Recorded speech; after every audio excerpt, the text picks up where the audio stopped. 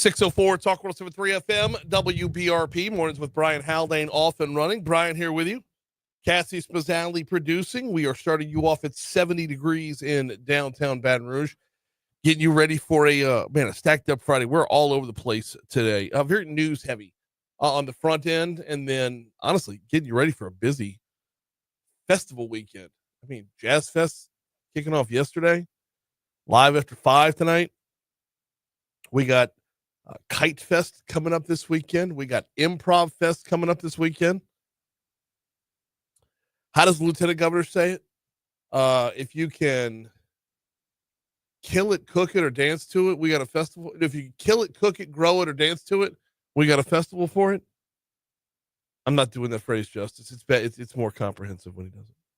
But like I said, we're all over the place, so let's dive right in. Top stories and trending. Let's go.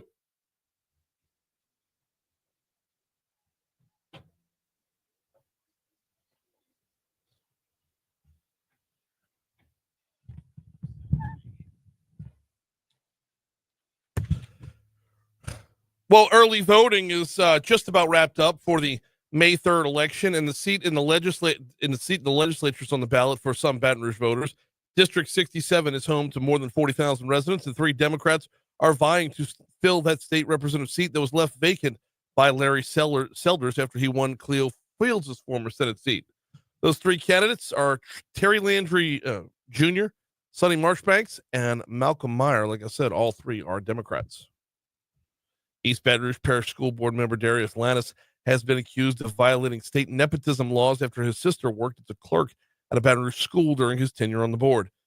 Board of Ethics voted on March 6th to change Lannis with violating nepotism law, charge Lannis, with violating nepotism laws, barring elected officials from employing immediate family while they hold office. The charge Lannis faces comes with a fine of up to $10,000 and potential removal from office. Police are searching for the parents of an unidentified 1-year-old boy who was found alone at a hotel on Wednesday. BRPD said housekeepers at the American Inn Motel found the child in a hotel room shortly before noon. Police believe the child was intentionally abandoned at the motel by his parents. They likely used fake names to sign into the motel because they cannot find who booked the room. A woman was arrested after allegedly threatening Baton Rouge police following an officer-involved shooting that left a man dead back on Sunday. 31-year-old Yushika Vallon is accused of making a series of threats on social media via email and over the phone after the fatal Gwinnett Avenue shooting. A man from Venezuela faces deportation after he admitted guilt to federal sex trafficking charges. Yosmer Jesus Zambrano Chirinos pleaded guilty to sex trafficking in a deal with the U.S. Attorney's Office for the Middle District of Louisiana. Court documents say he and his female associate arranged for 2 women from outside the U.S. to enter the country illegally last year, then forced them to work as prostitutes to pay off their debts.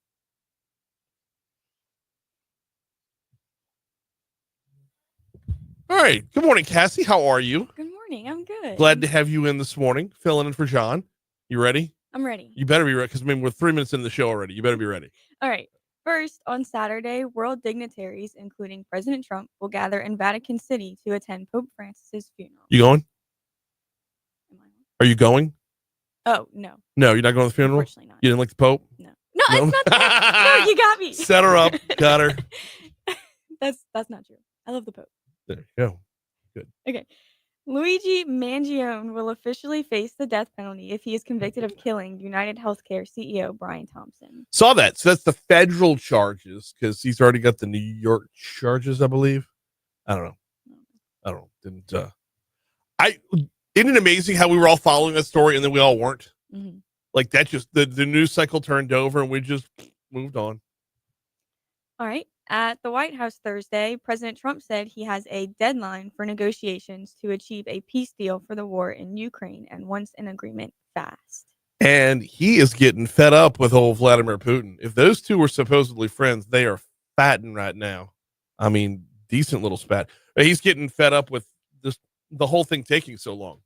It's also nice to see when the real news makes it to the top of the page and the opinion news has to move down because the real news gets in the way of the narrative of the opinion. Like this whole idea that Trump and Putin are somehow just in some cahoots to rule the world together or something. I don't even know how you would break that down. But the thought that like he's been in Russia's corner this whole time and not trying to work an overall deal for the whole thing. You stroke some egos from time to time, but doesn't mean you're besties when it's all said and done. It's 6:09 coming up on 610 at Talk 107.3 FM. We're going to break in just a minute. Opening round of the NFL draft was last night, so a lot of movement there. We did see an LSU Tiger go in the first round. The Saints went a direction that I don't think everybody was expecting. We'll talk about both of those things when we come back over the course of our next two segments. Before we take our break, though, even though it's 10 after 6 in the morning, it is not too early to ask you what your lunch plans are. And if you don't have them yet, might I suggest P.F. Chang's. So new lunch menu is out. New lunch specials are out. $13.99 is where your lunch specials will start. You can choose the starter, your favorite entree, and noodles or rice. When it comes to those entrees, your favorites are on that menu. The Chang's lettuce wraps are there. Dumplings, ribs, sushi, soup, or salad is also a possibility for the new lunch menu, the new lunch special. Soup and salad combo is in that mix as well. So recently launched, there's a new lunch special at $13.99, dinner at $16.99. Check it out at PF Chang's off Corporate in Town Center. Look for the giant golden horse. Quick break, come back. We'll talk LSU baseball, LSU softball, and then get into the NFL draft next.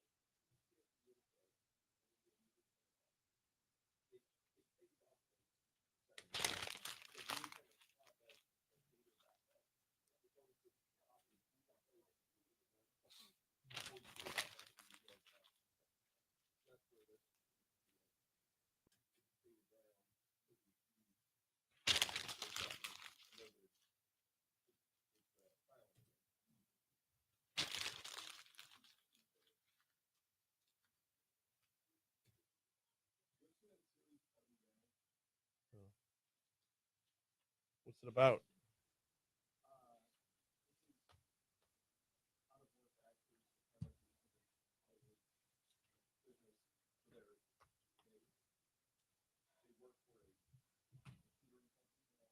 Okay.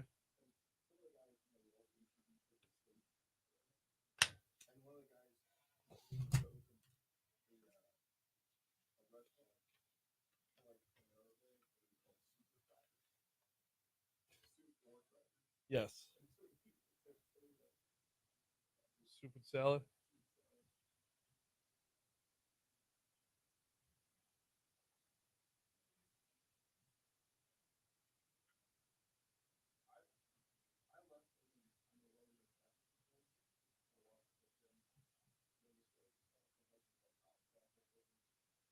Now that the construction's done.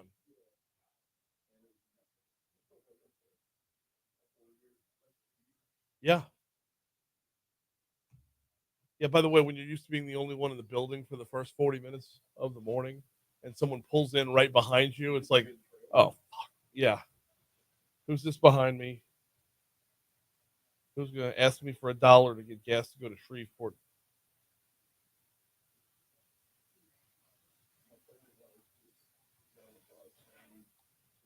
Always. It's always in a hospital in Shreveport. I don't know why. I need like $4. It takes more than $4 in gas to get to Shreveport, boss. You got 18 and 19 here? Okay. Well, and 20.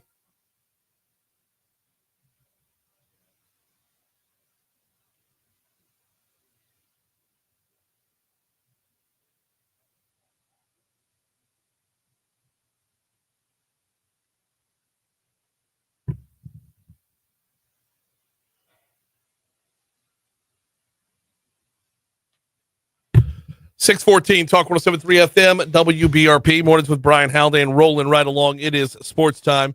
I'm going to be covering the next two segments here because we do want to dip into last night's NFL draft, which we'll also talk about in the 8 o'clock hour. But to get your morning started, we'll get a quick recap in our next segment. All right, LSU baseball.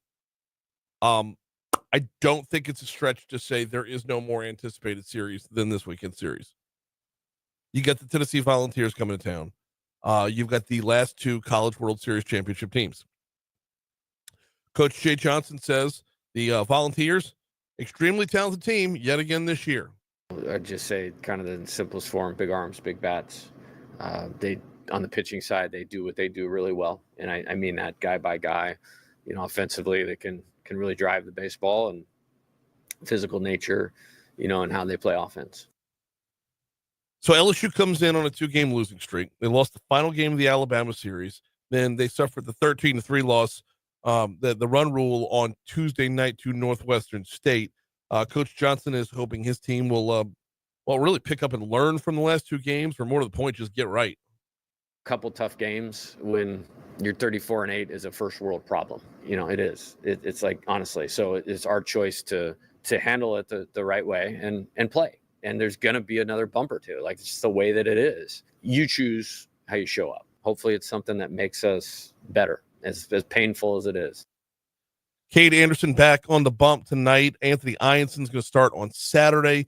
Sunday starter, we don't yet know. That's a new little wrinkle here because it's been Chase Shores just about every Sunday up until now.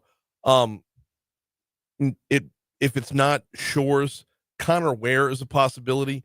He started the final game of the Alabama series when it wasn't Shores.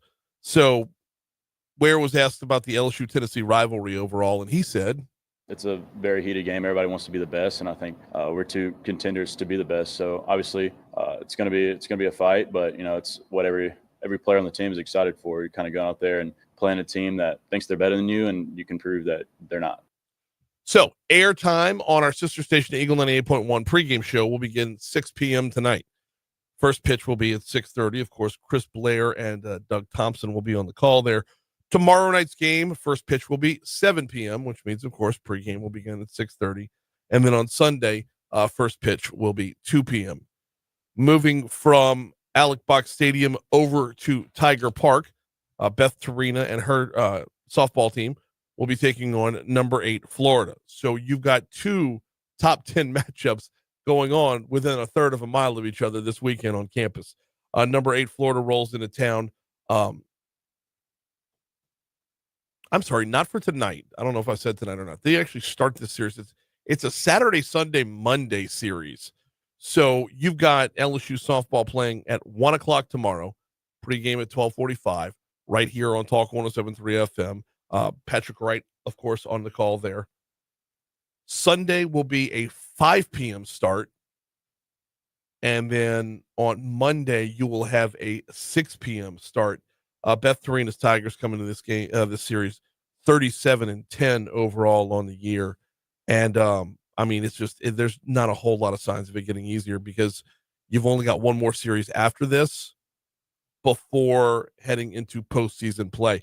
After Florida, you will go on the road for a Thursday, Friday, Saturday series at Arkansas.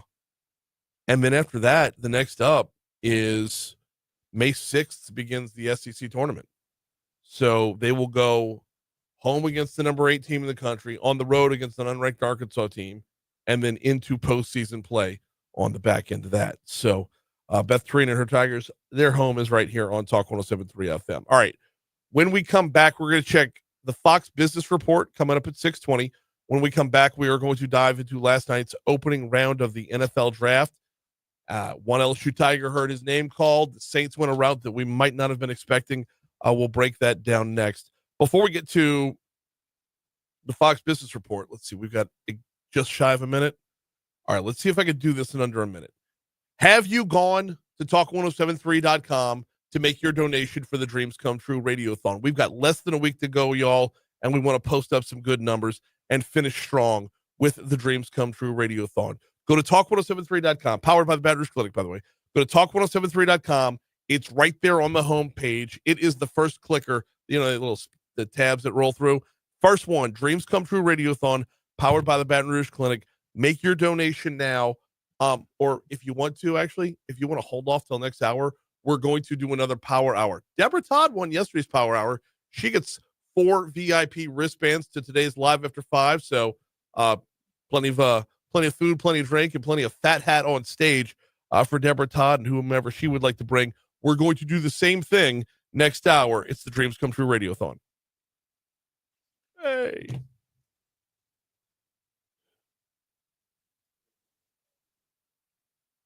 Right? I haven't made my annual donation yet.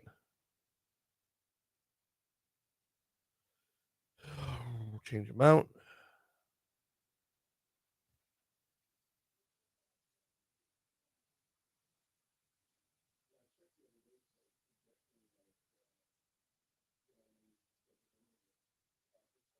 Yeah.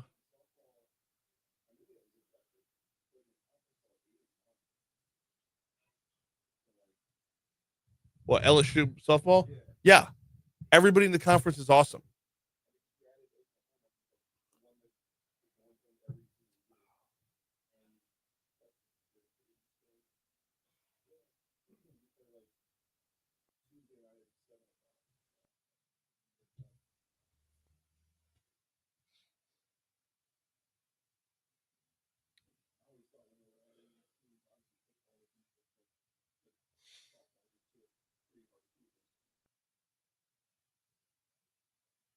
I'm done.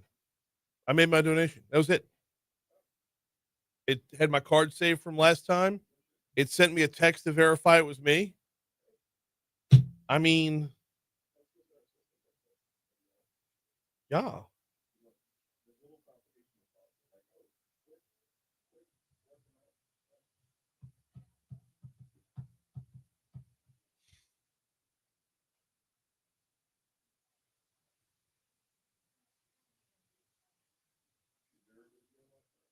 Shoulder.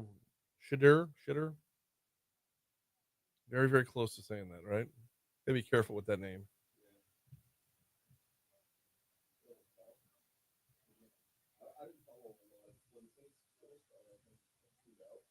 I was watching Empire Strikes Back with my son. So he's 8. Well, he's going to turn 9 next month, but he's 8, and we're kind of introducing him to. So we started with 4. We started with A New Hope. So we're watching them in the order that they were released. Do what?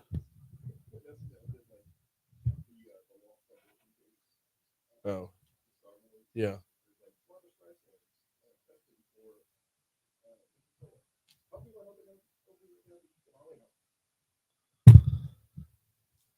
Well, that was fast. All right, 6:23 at Talk 107.3 FM. Heading back to the Shawbills Tire Traffic Center. We've got there is an accident on the interstate. It is on I-110 southbound. Actually, it's right outside the building. It's on the board right outside the building. Happened about 20 minutes ago. It says it's been pushed off the roadway. Kind of tough to do because it's an elevated roadway right there. But nonetheless, 110 southbound, you can expect to see an accident there. That is the only problem on your interstates right now. I-10 westbound coming in from Ascension Parish looks great. I-12 westbound coming in from Livingston Parish. We don't even see the normal volume that we have coming in from Denham. We're smooth sailing right now. So we are good to go. 10 eastbound coming in from West Baton Rouge is looking good as well. I will tell you, while we're on the west side, Highway 1 going across Intercoastal, that's got a lot more volume than normal right now. I wouldn't really call it congestion just yet, but it is heavier than normal right now. Surface streets, there is what's being reported as traffic enforcement, Perkins and Highland. That's not being reported as an accident. The sheriff's office is working traffic enforcement, Perkins and Highland. And if you rewind the clock by about half an hour, there was a stalled vehicle in the roadway, Cedar Crest at Old Hammond. Isn't that sharp? Does it? I walk through this with me. Does it turn into Cedar Crest after all? Right by that race. It's by that racetrack is where it's at. So be on the lookout for it. That's your look at traffic from the Shawbills Tire Traffic Center. bumper.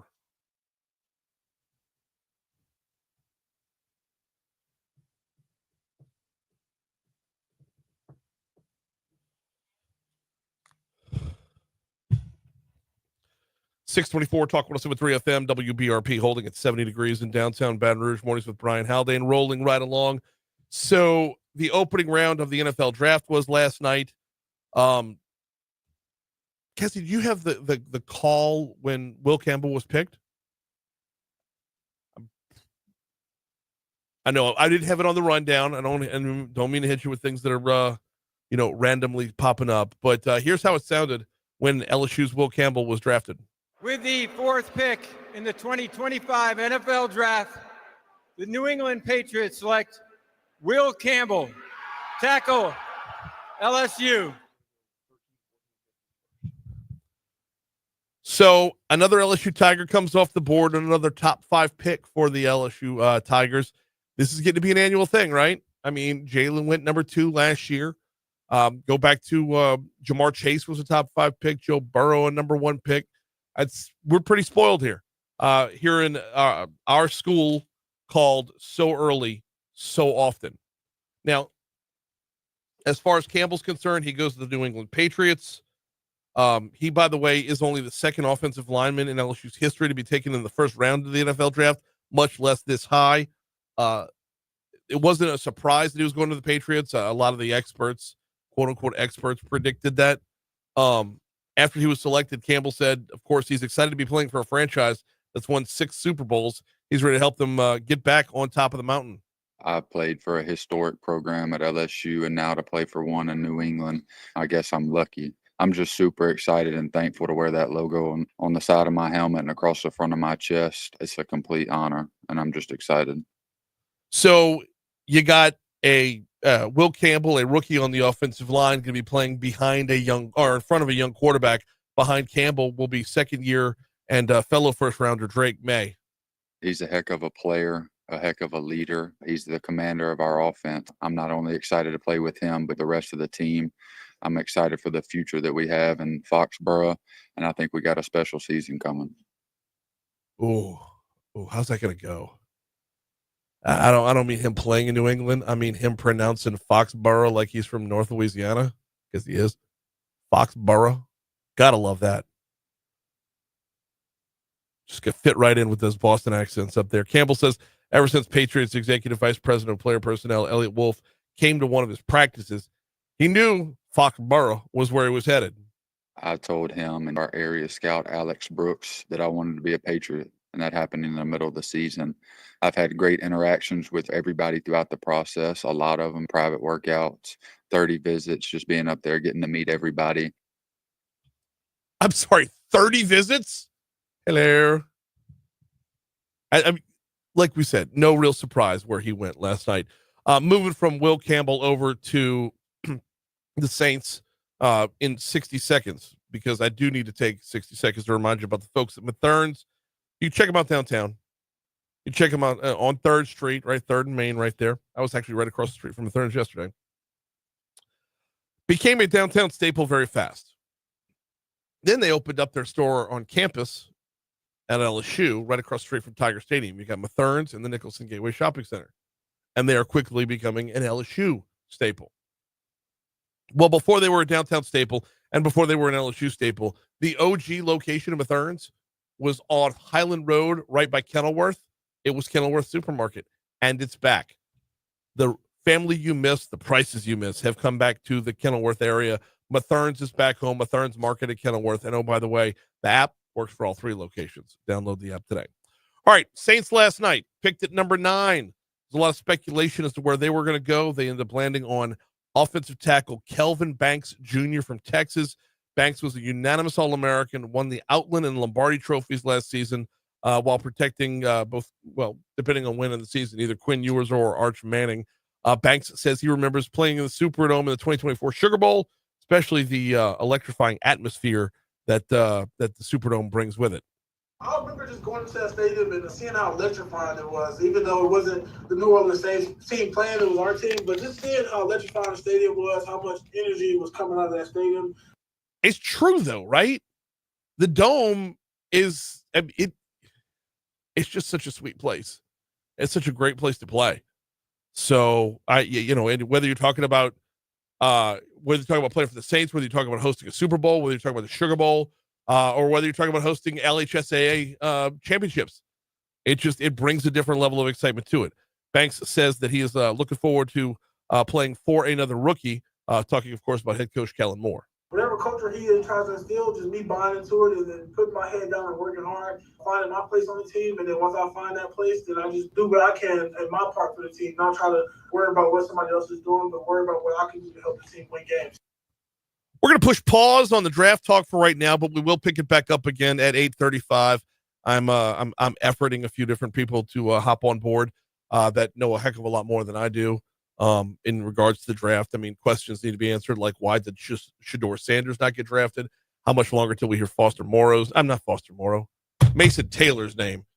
We'll cover that later on. Right now, here's news.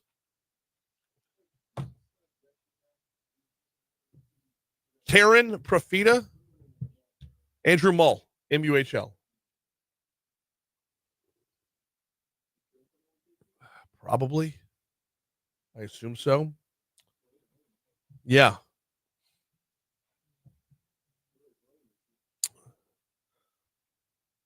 Kitchen sinks. Yeah.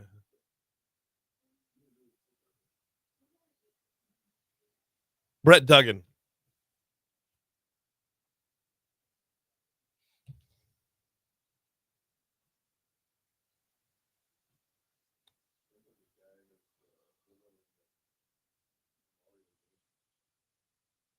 Because his name's Luigi. Yes.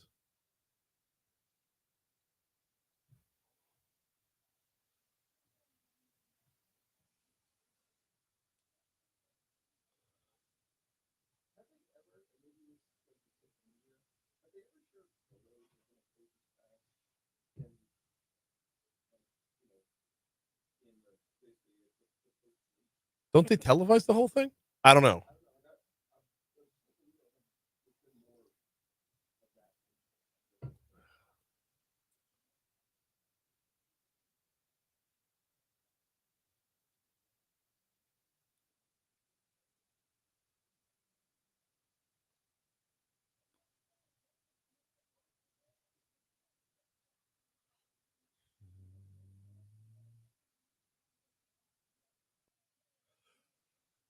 Did I email you a video of Jeff Landry? Were you able to dub that into audio or? Yeah, you can. That's fine. No, that's fine.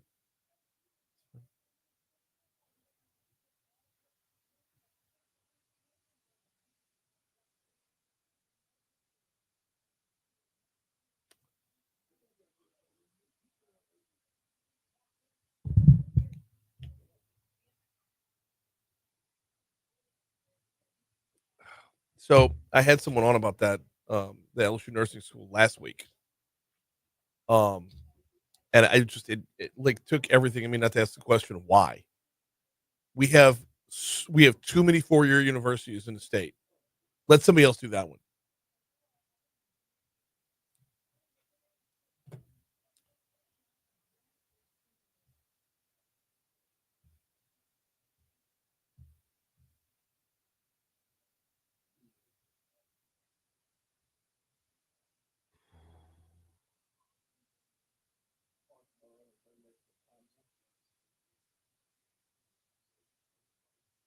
Is he from? I thought he was from Neville.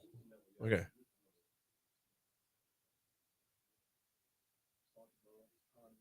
Foxborough.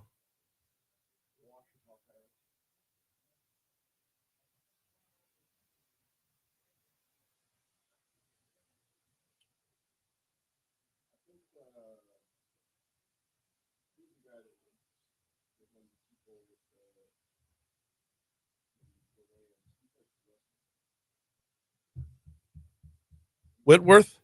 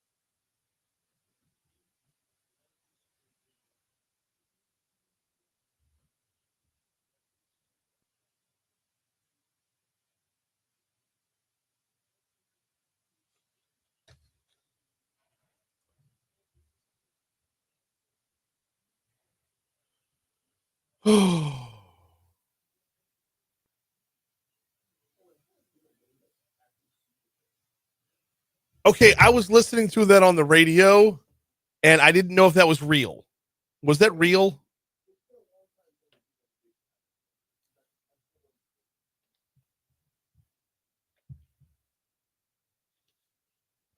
I tossed to it. Don't worry about it. No, let it fly. You're good. I would actually prefer not to toss to it. It gives me the full break.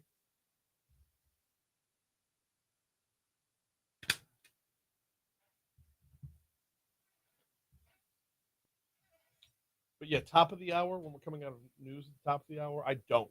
At the bottom of the hour, I do.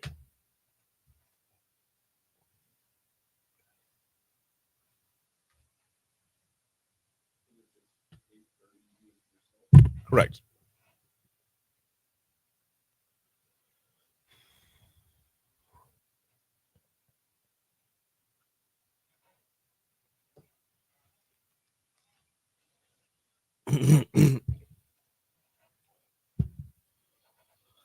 .636 Talk 107.3 FM WBRP. Mornings with Brian Haldane, rolling right along. We are starting you off at 70 degrees in downtown Baton Rouge. You heard that forecast from Balin Rogers right there, as kind of not really bracing for another round, but definitely preparing for another round, as there is a 70% chance of rain today. If you're wondering when that's going to roll through, it's looking like the early afternoon hours. Hopefully scaling back before live after 5. Definitely, hopefully scaling back before first pitch at 6:30 this evening in Alec Box Stadium for the LSU baseball Tigers. Want to thank Governor Jeff Landry once again for hopping on the show yesterday to talk about his insurance reform measures, that the package he's proposing, and overall a great discussion. We'll get into some of that in our next segment, but the next two segments are going to be based off of news coming out of the governor's office. We'll break down some of the insurance stuff in the next one. Right now, though, I want to roll back the clock to yesterday because, after he was on the show yesterday, actually much later on in the day, he signed off an executive order, and that executive order puts people back in the office. No more remote work for state employees. The executive order itself, and I can read directly from it here. Give me one quick second to pull this bad boy back up.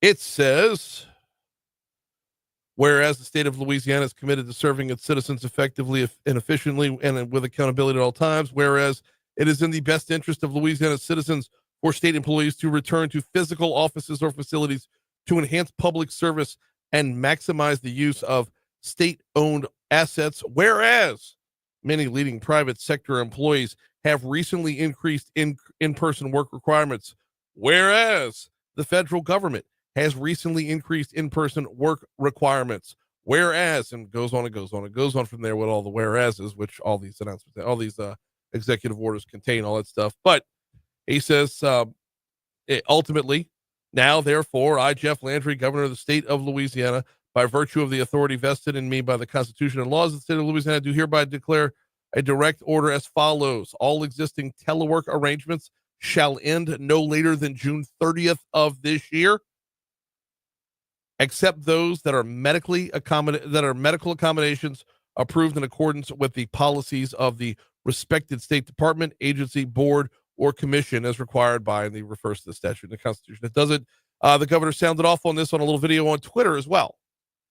Well, hello, Louisianians. I want you to know that one of the biggest negative effects that could have come out of the pandemic was the fact that we let people remote work.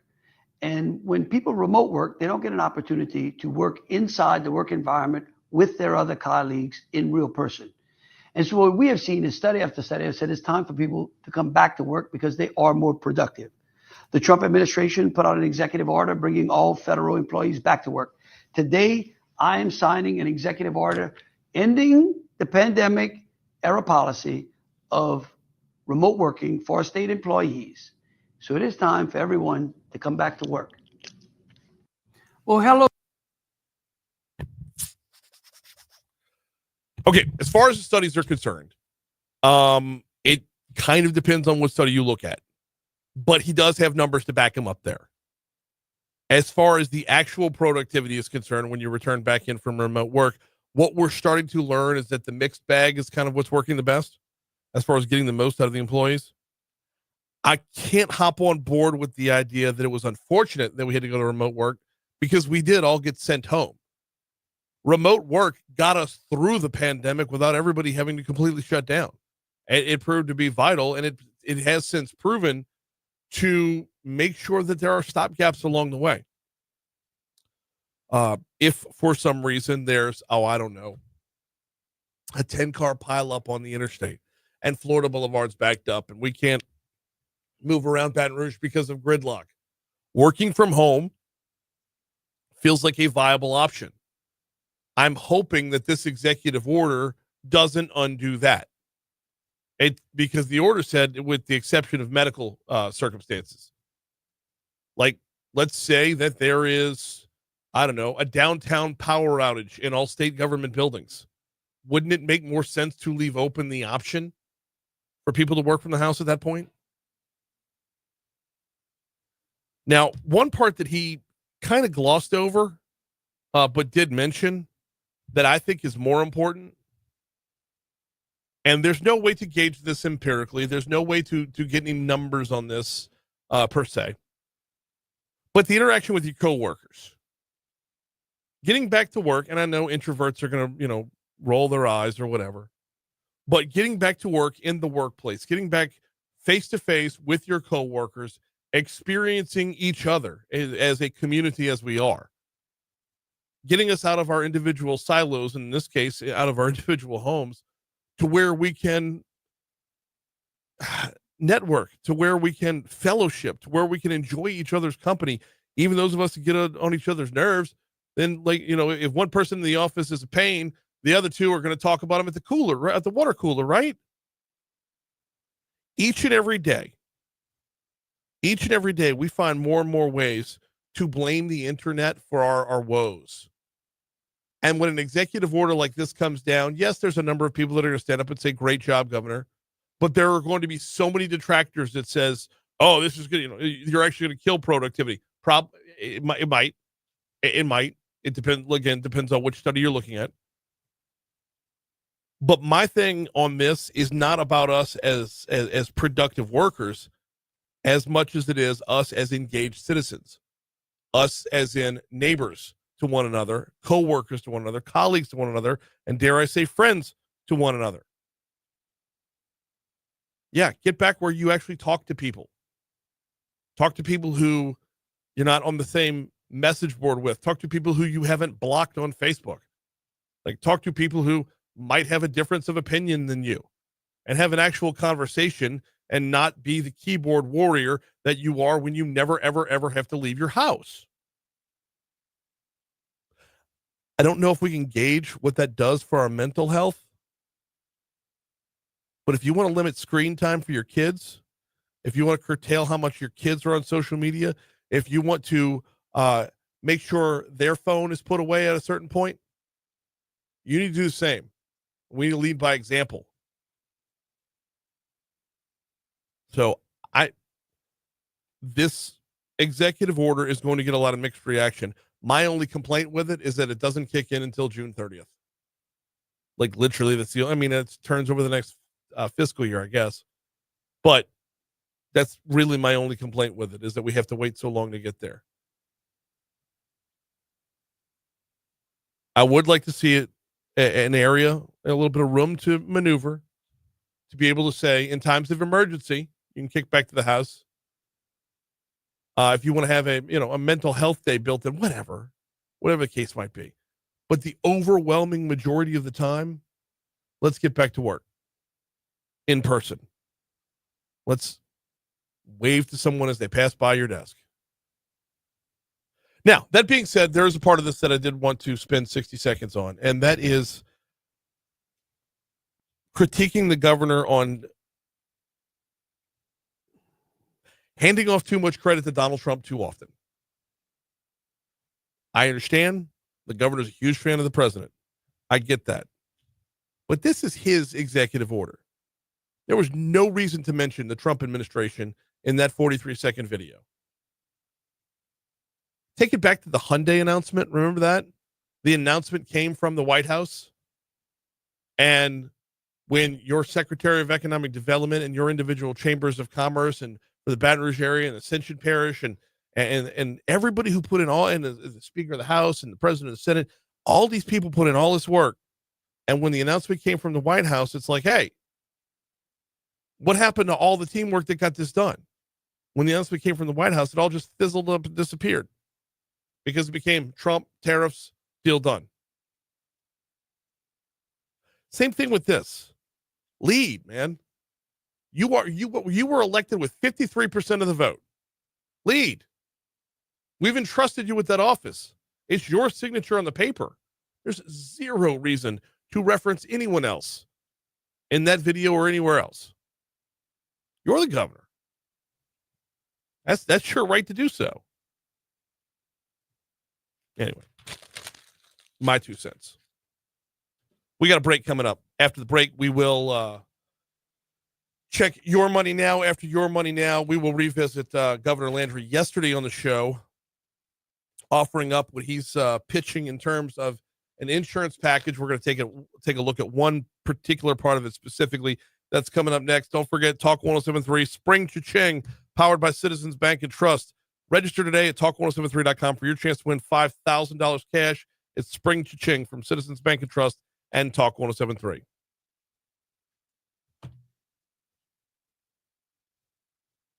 So it's like a 2-minute clip. The one I emailed. Yeah.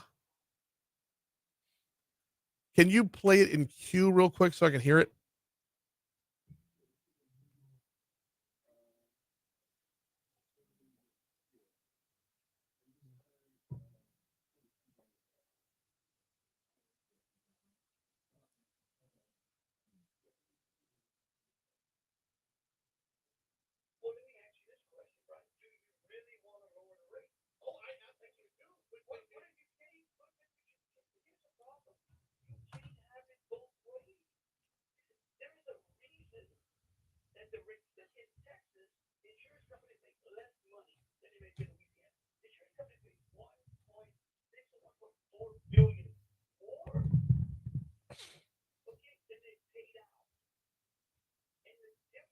All right, that's what I needed. Thank you.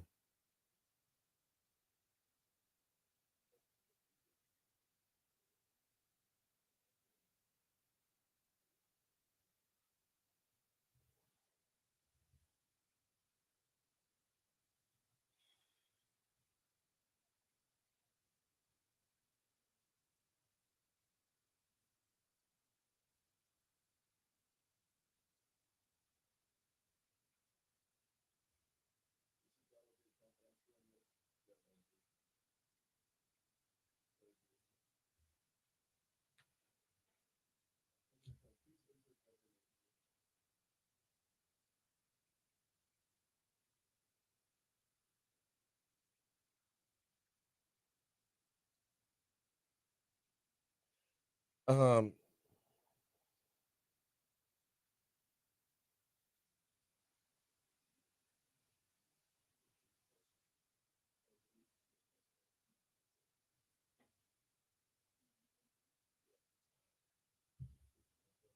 can you go down and let in Angela Poirrier?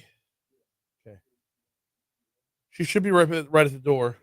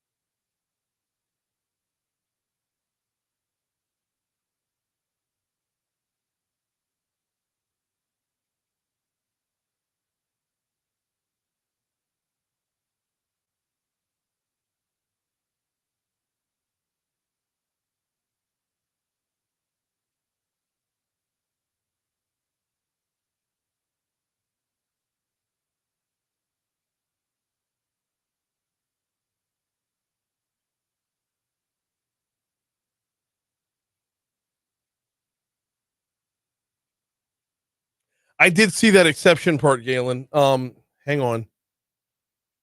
Let me pull it back up again. I did see the exception.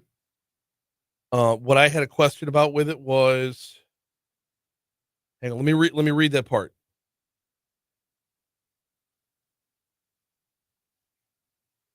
No later than May 15th, the Commissioner of Administration shall issue a policy in furtherance of this directive.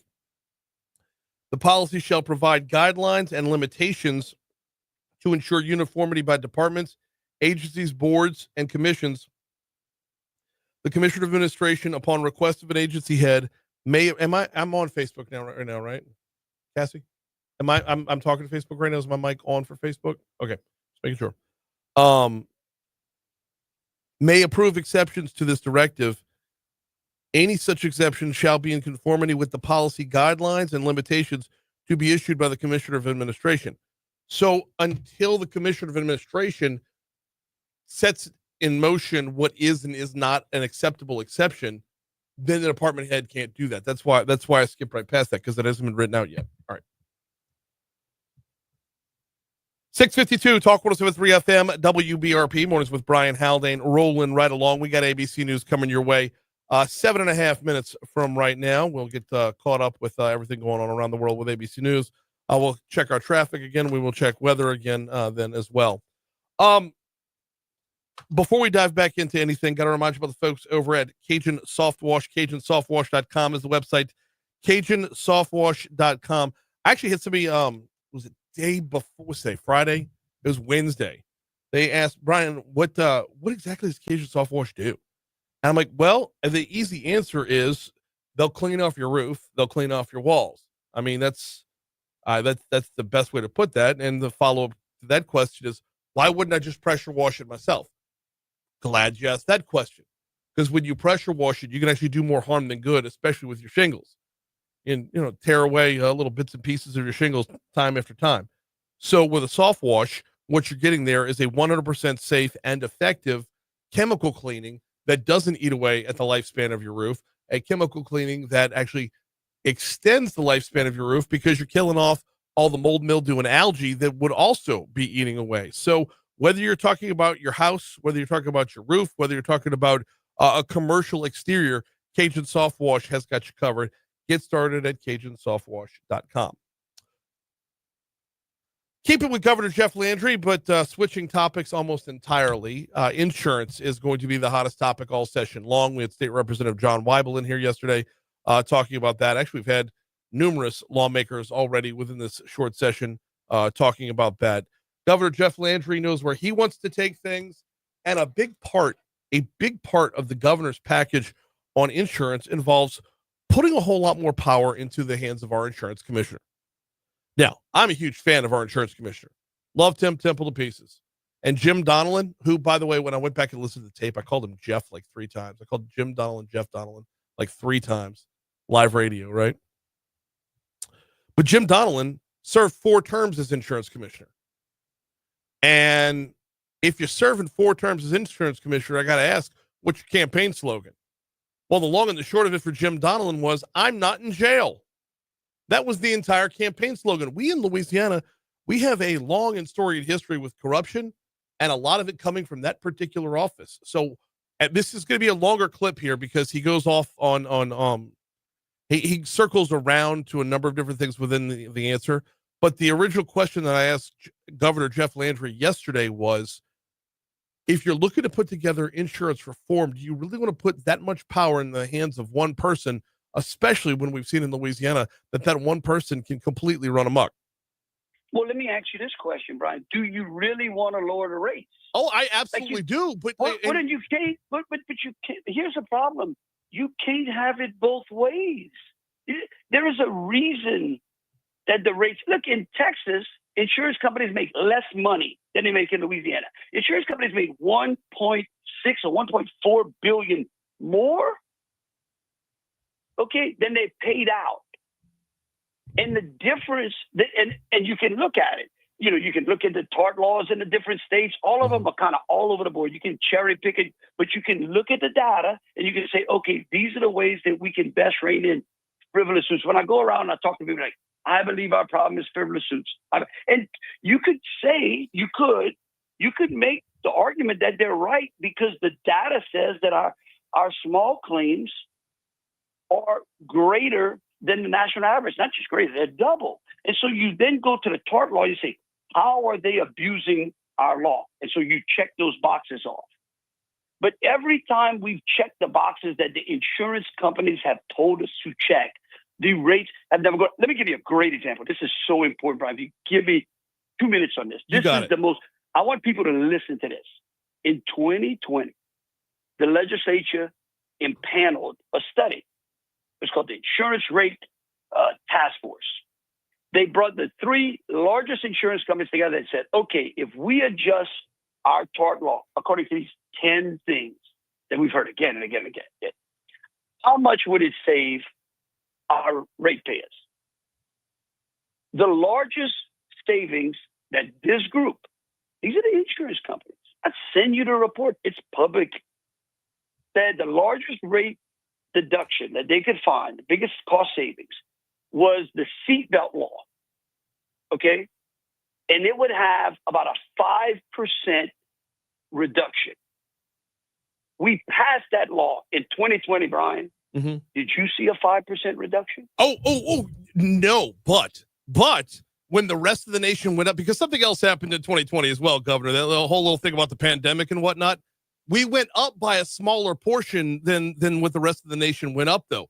We did actually get some level of, it wasn't a win like it was promised, but it was some level of a win.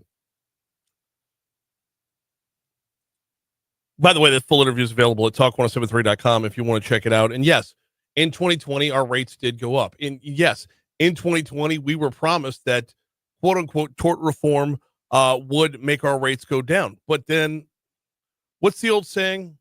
A camel is a thoroughbred that went through committee. The thoroughbred that was introduced at the beginning of the session was not the bill that was signed off on at the end of the session. And at the same time, you have to take into account everything that factored into our overall economy and why rates were going up at the time. Everybody came off the road all at once because the whole nation shut down. And then whenever it was let back on the road, we had a problem getting parts because of supply chain issues. And then when you had the quote unquote, ever looming recession, that factored into it as well. But we did see a short-term win. Look, if I'm expecting my rates to go down and they go up by 5%, that's not a win. But if my rates only go up by 5% when the rest of the nation goes up by 15 to 20, then that is a win. It's not as big as what we were promised. We were oversold in 2020, and I was one of the ones who was all in, for sure. But it was not a failure. It just didn't deliver as much as we wanted. And I'll go back to this reference, and I know if you listen to the show regularly, you're sick of it. If you go to the gym one time, you're not getting ripped. Same is true with insurance reform. One workout does not get it done. You have to go to work and keep working and keep working and keep working in order to make sure you continually work towards getting it right, because eventually you will get it right. And that's why they're paying so much attention to it this legislative session. Here comes news. Good morning. So I've got you and Karen this morning. Awesome.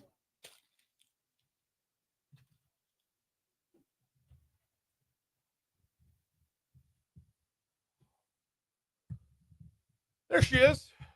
Good morning.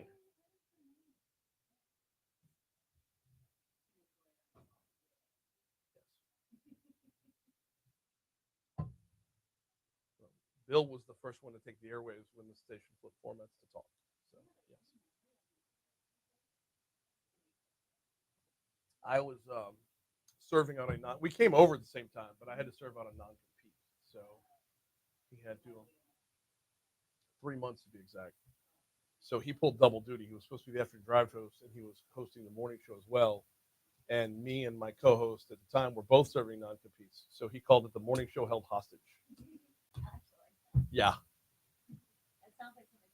I was telling her Bill's voice was the first one on this station, if I'm not mistaken.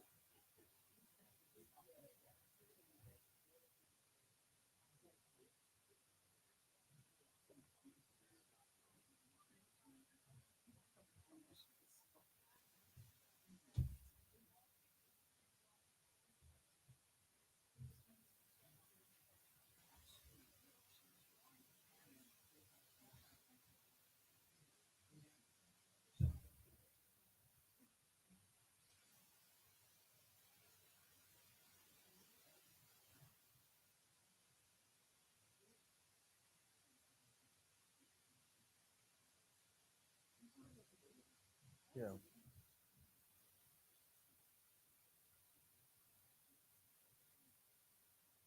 Low rent Harry Potter.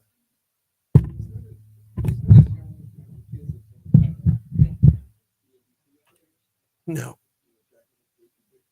Yeah. It's like the end of Big.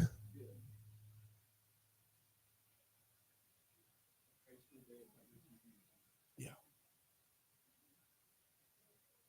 The shit of it is, though, he's good. It just it means we're getting old. Right.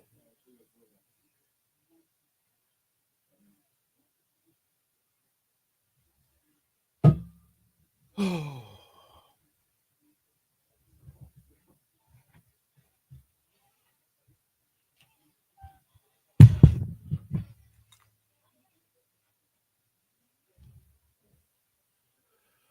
704 Talk 107.3 FM WBRP Mornings with Brian Haldane, rolling right along. Hour 2 coming your way right now, holding at 70 degrees in downtown Baton Rouge. Hour 2 of the show this morning, actually the next 2 hours of the show this morning, going to be power hours, if you will, for the Dreams Come True Radiothon. Man, I'm looking at the calendar there. It is the 25th of April. We're only running this thing through the 30th of April, so the clock is ticking. If you've not made your donation yet to the Dreams Come True Radiothon, do me a favor. Hop on talk1073.com and make your donation today. In fact, if you're starting right now, everyone who makes a donation that ends with a 73, $10.73, $20.73, whatever the case might be, anything ending with a 73, you are entered to win for this evening 4 VIP wristbands for the Live After 5 concert this evening. Fat Hat's playing. What do you get with VIP? Well, food and drink. It's the long and the short of it right there.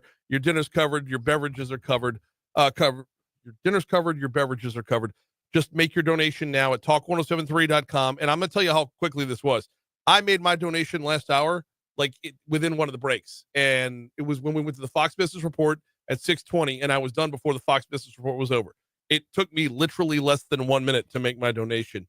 That being said, I make a donation every year, so they already have my card number and all that. But it's super convenient. It's at talk1073.com, and you know where the money's going. It's staying here in Louisiana.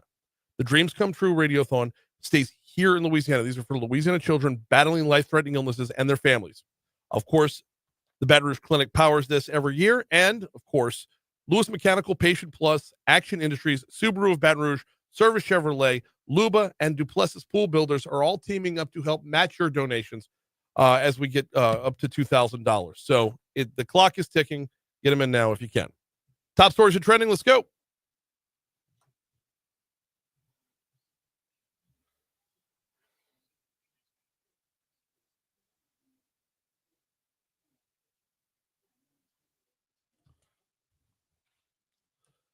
You know, before I get to the top stories and trending, and I know you already hit number 5, I need to do this. I need to stay on task, but this is going to bug me until I clear the air with it.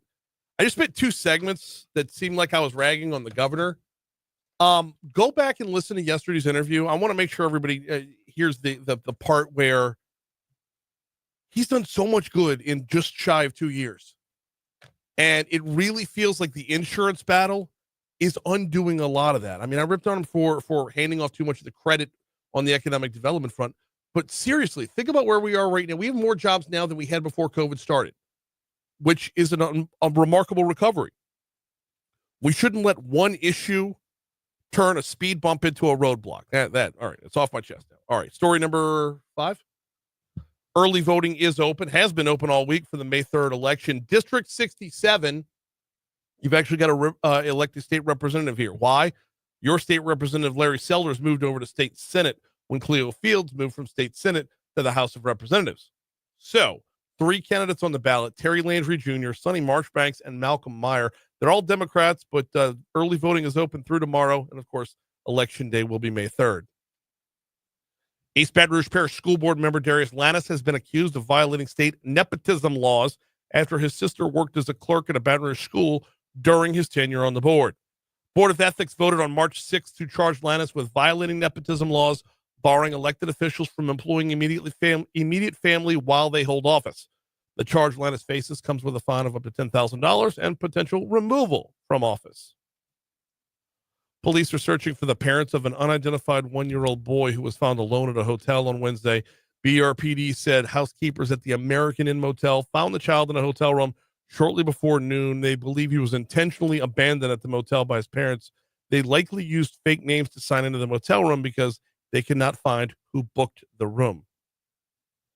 A woman was arrested after allegedly threatening BRPD following an officer-involved shooting that left a man dead on Sunday.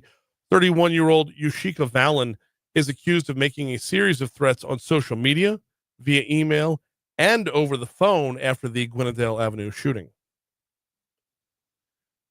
A man from Venezuela faces deportation after he admitted guilt to federal sex trafficking charges. Yosmar Jesus Zambrano Chernos pleaded guilty to sex trafficking in a deal with the U.S. Attorney's Office for the Middle District of Louisiana. Court documents say he and a female associate arranged for 2 women from outside the U.S. to enter the country illegally in 2024, then forced them to work as prostitutes to pay off their debts.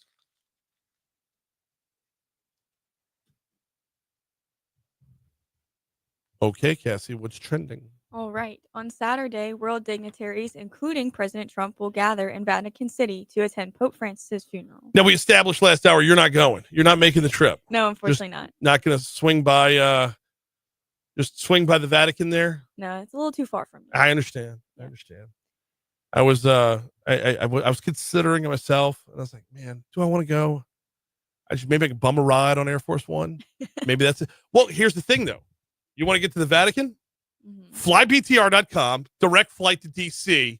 From DC, you hop on Air Force One with the president. How about that? That's nice. That's a good plan. Is that not the right way to plug flybtr.com? Is that I might be a little bit out of bounds there. Luigi Mangione will officially face the death penalty if he is convicted of killing United Healthcare CEO Brian Thompson. Is there an area of this argument to say that's what he wanted anyway?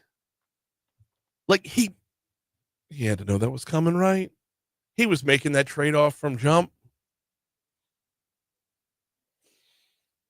In other news, at the White House Thursday, President Trump said he has a deadline for negotiations to achieve a peace deal for the war in Ukraine and wants an agreement fast. So I was listening to America in the morning on the way in this morning.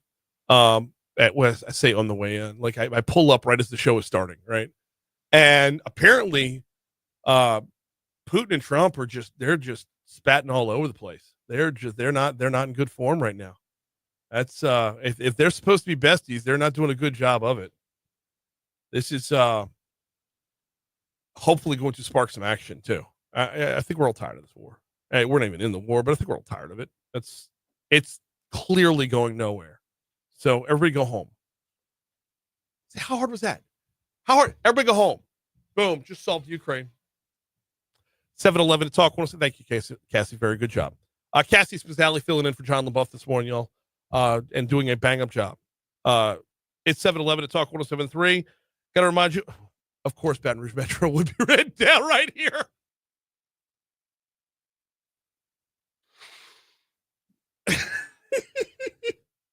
Okay. It goes from joking around to actually doing the read. FlyBTR.com is here for you with a direct flight to Washington, D.C. every morning. Sometimes that jumps up to bite me. Direct flight into Reagan National every morning. And look, when you fly into Reagan National, you're right in the thick of it, right? I mean, look at where Reagan National is on the map. Look at where Dulles is on the map. Look at where Baltimore is on the map. If you're flying into Washington, D.C., you want to fly into Reagan National. It's a 10-minute metro ride to get into the heart of it. It's a 10-minute metro ride to get you from the airport to our nation's capital. And oh, by the way, come home same day. Say, Brian, I'm not taking my luggage on the metro. No, you're not. Because you don't have to take luggage. Because you're coming home same day. Fly in. The flight actually leaves out. It should be, it should be taxiing right now, in fact. And then you come home in the evening. FlyBTR.com. They bring you top stories in trending every day, and they bring you to our nation's capital, and quite honestly, just about anywhere you want to go. Check them out at FlyBTR.com. Quick break. Let's talk about the Greater Baton Rouge Parade of Homes next. Oh, come on in. I'm moving over the microphone.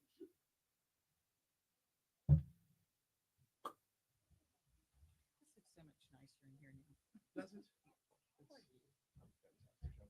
Good. How's the family? Awesome. How old are the kids now? Yep. Have you sold them?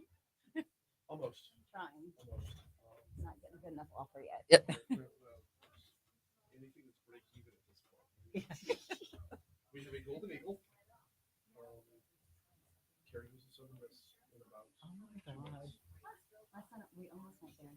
Okay. We ended up in Bellhaven. But Oh wow. we were Southern Miss was our number one. That's it was between Southern Miss and Northwestern State. And after 12 years of college, she decided to throw tops down the tournament too. So Daddy's super happy. We don't hear much from out of state. Yeah, I know. She got accepted to for the Jump Scholarship Program. It's kind of you go a month early. Yeah. So I gotta lose my baby a month early. But anyway, you go a month early and you're put into this like deep dive to where you get a full credit, you get a full 3 hours credit for the classes you take over that month. Or so it's it's like you're getting a jump on the rest of the class. So she got accepted for it, but now she's finding out that if she does that, she can't rush until spring. And if you rush in spring, then you lose all the hoopla that goes around rush, and she really doesn't want to wait a full year. So she's debating it right now. Oh, So, good. yeah. So sorority. You know that's not free, right? No, I know, but it turns out to be about $500 or $600 per semester cheaper than the dorms. Yeah.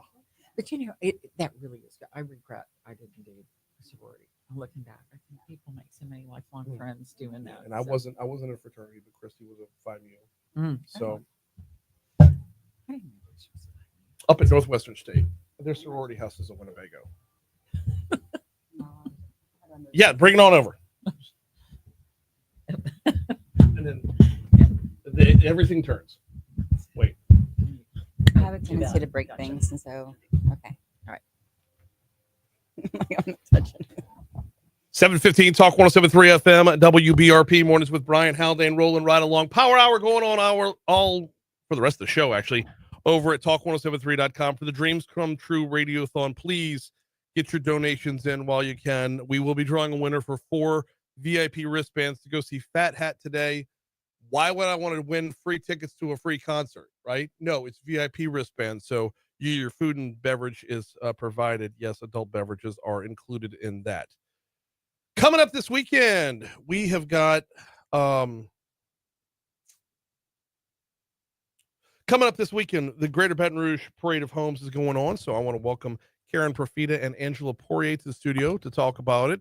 Good morning. How y'all doing? Good. Yeah. Greater Baton Rouge Parade of Homes. Yes. Okay. Tell me all about it. It's both this weekend and next weekend, correct? It's a good, Just like Jazz Fest. yeah. Shh. Explain. Well, that- no, that's the no. secondary of it. I'm saying if you've got tickets to Jazz Fest, you still have an option that you don't have to pick and choose. No, Yes. you don't. Both is possible here. So if you're going to Jazz Fest next weekend, take advantage this weekend, and vice versa. That's So great. Parade of Homes, what's going on with it? Yeah, it's a great Baton Rouge tradition. Mhm. God, Angela, you haven't feel for how many years we've been. A lot. Yeah, yeah. So Home Builders Association puts this together, and we've got 41 homes this year. Yes. And it's great. Your ticket lets you go explore all of those homes. All So- amazing homes too. I mean, you've got everything from $3.5 million home to 200,000, Where's there a $3.5 million home? Denham Springs. and it is. You're absolutely- kidding me. It looks like a movie set. It is fabulous. I think Yes. people are really going to go enjoy seeing that house. And that's a private home too, so you wouldn't have the opportunity to see that house any other way. Yeah. Okay. That's Yep. And that's what's cool too. You, yeah, I know. Denham Springs. Let me fan you. Yeah, please. No, it's a huge estate. It's just beautiful. Water in the back. I mean, it has everything. Yeah. But that's what this is about. And even maybe you're not planning to purchase a $3.5 million home, But you want to see what it looks like. and you get ideas from all of these houses. This has a cool dog wash room in it Mhm. that it's like, okay, that's a nice addition to have. There's beautiful wallpaper. Yes, the wallpaper is absolutely amazing. Yes. There's a lot of great ideas. One of the things I like about the Parade of Homes is, and I'm not in the market for a home at all, but like you said, it's who doesn't like to explore? Who doesn't like to brainstorm? Who doesn't like to get good ideas? Who doesn't like to dream a little bit, and see about what's next? So if you're not in the market right now, but you might be in the market, In the future. within the near future, this is, and my favorite part about it is it's such a low pressure way to go Exactly. explore. Yeah. But it's also for renovations too. So maybe you're not planning on building, but you're planning on potentially renovating the home that you're in the future or now. It's a great way to get ideas too. So it's for both areas. It's for builder or remodeling. With the changes in real estate too, you have to have a contract for an agent to be able to show you things. So this is a way you can come and see 41 houses without having that step, Right. and then make some decisions. And like you said, even if you're not in the market, I think it's just fun to see what's going on there. This year too, we've got a couple additions. So we've got some restaurant discounts. So Mestizo's you show them you have a ticket, and you're going to get the strawberry feta guacamole with whatever please. you order. That alone is worth it. I would just go for that. We've also got classes that'll be happening. And so, in fact, Angela's doing one of the classes on the steps to renovation. Yeah. So your ticket will get you into that, or into Helm Paint. They're going to do one on paint colors, and AVS is going to do one on security systems. So you have a lot of extras. And also, everything is on an app this year. Okay. So you can download, it's HBA GBR Parade, free app. You'll be able to look at all the houses. There's pictures of the houses down at the bottom. You click gallery. And then you can also go ahead and get into an area where you can write down your own notes. If you're going and looking at the houses, see things you like, take your own pictures, put them there, create your own idea book. And even a place to vote on the houses. Yes. Wait, we vote on the houses? Oh, yeah. Why we have a not? people's favorite every year. Okay. Yes. All right. And you can map in there too. So if you say, I want to see these 10 houses, the map, you can go, it has a map function, go to that. Let me see my plan. It'll help you plan out your order Plan out of your day. things. Very neat and organized. Yeah. Gotta love that. We've got Karen Profita and Angela Poirrier in with us talking about the Greater Baton Rouge Parade of Homes. Let's talk about the growth of this thing over the years, because 41 sounds like a lot. Is this the biggest one yet, or? I mean, we've been consistently in the 40s, I would say, for the last 3 or 4 years. Mhm. So it's definitely gotten to that point and stayed consistently at that point. What how do you get in on the build up of this? Like, it's who puts the homes up? Who decides? So we have 820 members basically for the Home Builders Association. Half of those are builders. The other half are everybody who supplies everything to builders, and that goes into a house. I mean, everything from windows to lawn to tile To lumber. fixtures. Ferguson Home is our sponsor, our Right. presenting sponsor. They're doing all maybe the cooktops and all. So anyway, what'll happen is a builder will decide they want to show their home, put it in there. They work with, if it's a home that's already sold, does that owner want to go ahead and allow that? And then our vendors get involved too and say, if you're going to be in Parade of Homes, I'm going to help out and give you a discount on this. So it's a way that it all comes together and lets us show off what all of our members do. Yes.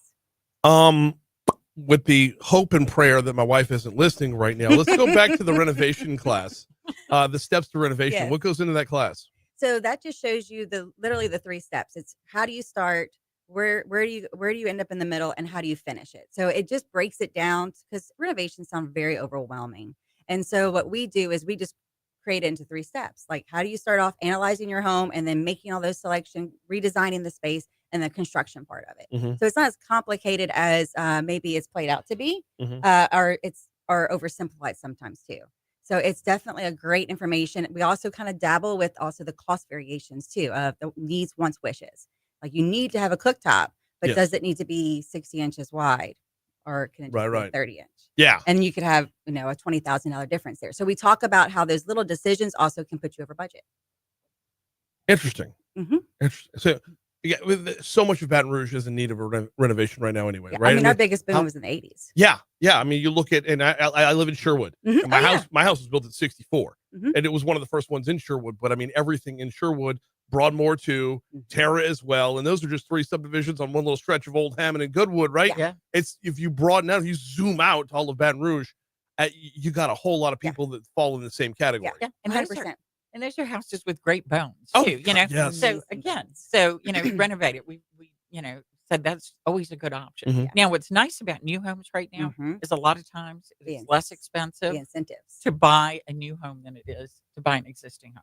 Let's talk about that for just a second, Mhm. because there's a lot of costs that go into renovation right now, and Yep. that whole, we're not even gonna bring up like the whole world of tariffs right Mhm. now. Not Oh yet. my gosh. Yeah. But there's no tariffs on buying a new home. So walk us through what the market looks like right now. Yeah, Mhm. well, we are watching tariffs just because a lot of the softwood that is used in home construction Mhm. comes out of Canada. So, our organization lobbied very hard, and thankfully, right now that tariff was taken off, so we're still Yes. able to get that. But appliances, and Mhm. really, Angela can speak to that. Yeah. We're just watching. Yeah, and so, I mean, appliances had a small upgrade. I mean, a small price increase at the beginning of April, Okay. but it's still a small minor. So you're talking maybe $100 a piece. Sure. So I mean, so in the long way, it's right at this point, you're still doing good with appliance increased price points, but it's something that's still we're watching. We're keeping a very close eye on, but we're not seeing. It's not going to look like a doubling of any price points. It's going to be between maybe 15 to 20%. Okay. And people also, interest rates, of course, have Sure. been a huge concern. Look, we always say, marry the house, date the rate. Mhm. Okay, because you can always refi. Yeah. And the thing is, if you have just been paying maybe rent for Mhm. another 2 or 3 years because you're waiting, you're Mhm. paying somebody else's mortgage. I mean, Correct. go ahead and start getting your own. Yeah. And there are so many incentives from a lot, companies like DSLD, Mhm. Level Homes, that a lot of times they're offering they're offering some great incentives to help you get in the house Yeah. too. It's Lower definitely interest worth rates. is looking into. We've got Karen Profita and Angela Poirrier in with us. The Greater Baton Rouge Parade of Homes is this weekend. ParadeGPR.fun is the website. Yeah. But you gave out the app, which I think is going to be Yes. so much more convenient. Yes. Give that out again. HBA GBR Parade. So it's Home Builders Association of Greater Baton Rouge. We talked a little bit about renovations, Mhm. but I want to talk about the sales market as well. How's Baton Rouge looking right now? I mean, we've been a little slow.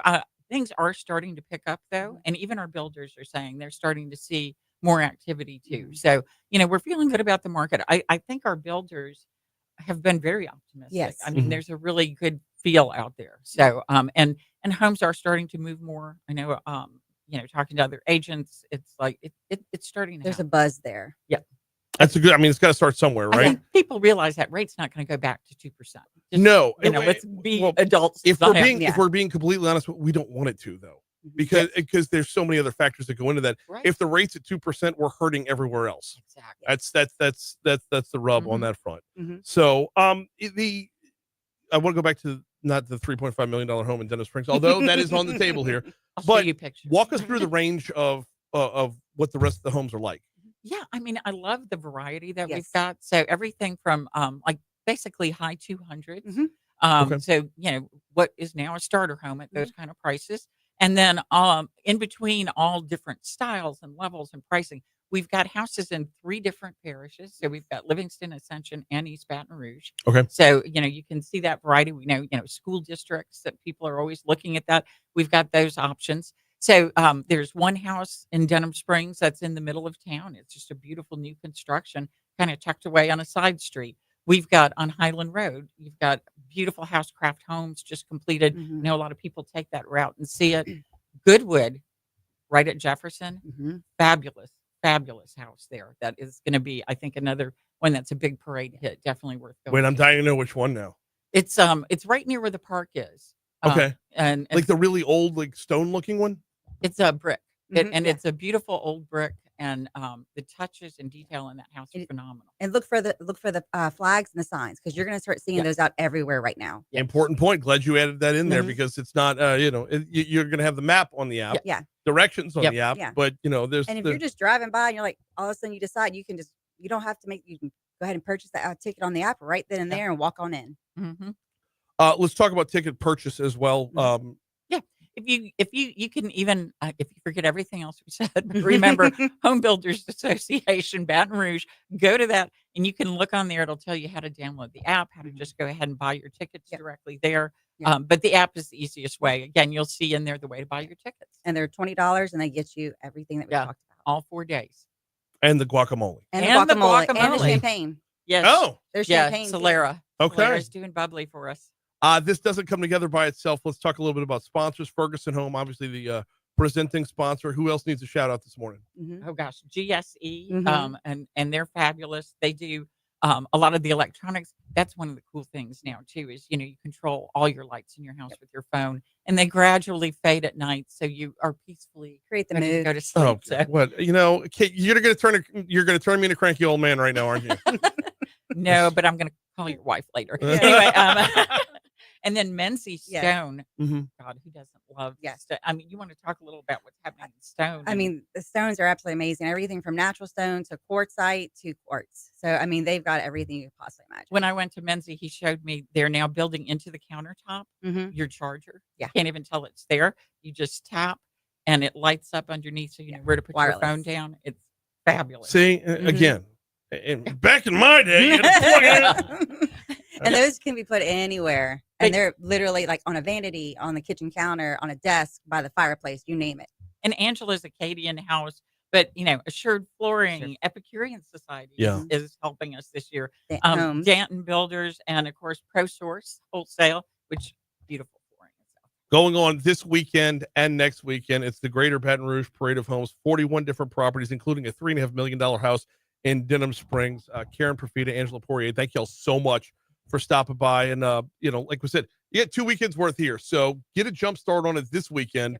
Now, if there's something you want to revisit, something you want a second look at, you still have the opportunity to go back. And, like if you're waiting until next weekend, you say, oh, we forgot about this, or we want to give that a second look to get a better idea at the house. No, start this weekend with the Greater Baton Rouge Parade of Homes. Thank y'all so much Thank you. for Thanks stopping for by. having us. No, of course. Absolutely. We got news, traffic, weather coming your way. We're going to talk about a nursing home bill on the back end of this. Yeah, we're going to dive into the legislature on the back end of the break here. Andrew Muhl from AARP is going to join us. Before we get you to news, though, got to remind you about the folks over at Vex European.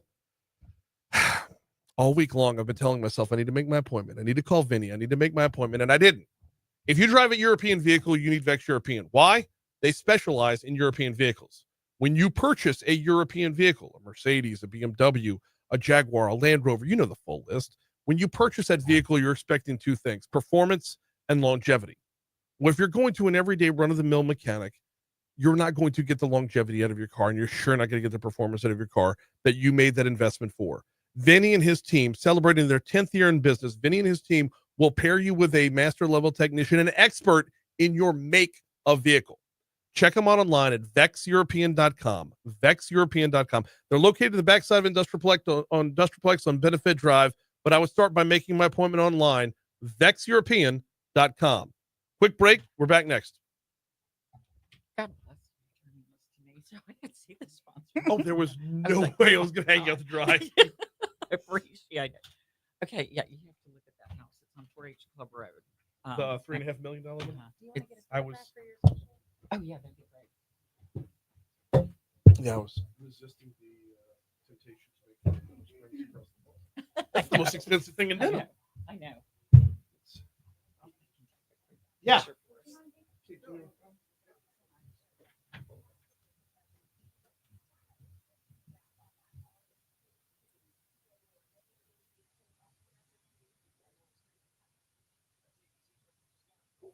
Thank you. Awesome. Thank you. Yeah, thanks. And look, you ever need, Justin, any of the things to do with the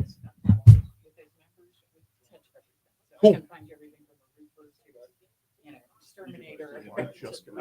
We just got a new roof. Our homeowners insurance said they would not re-up us without a new roof.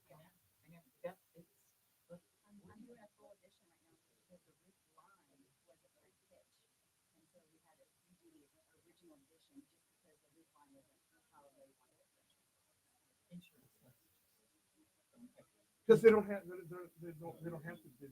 competition. Yeah. We lucked out and did a fortified roof. So we got the fortified as well. Did you? Good. We didn't get state help, but we got in-house help because it's parish. The Ekman Drive host on 104.5 is one of the owners. Oh, that's Muscona. wow. Muscona and Ryan Terrio. Know that. And yeah. Yeah. What's their company? Parish Construction. Yeah. Sure. Yeah, definitely. Because roofers are fighting all the legislation and And I could not be happier with the work. It's gorgeous. So we actually did this in two parts. We built an addition for my mom on the back of the house. So our house now wraps around the backyard. We have her, it's like a one-bedroom, not a addition, keep it out for a while.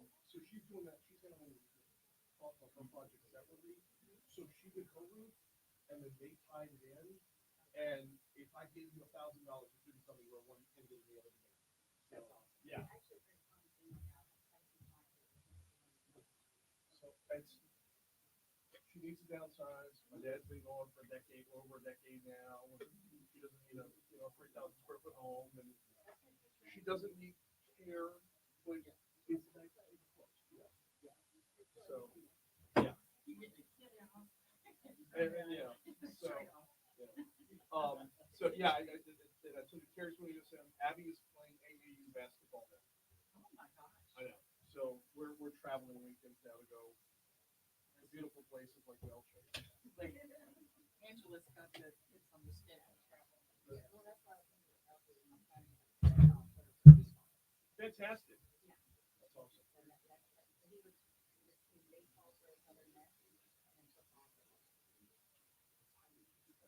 Southern Miss, really good baseball team. Gotcha.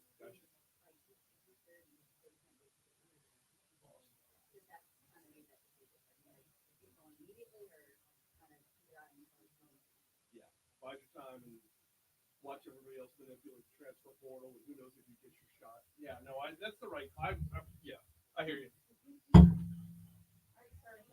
Thank y'all. We'll see you.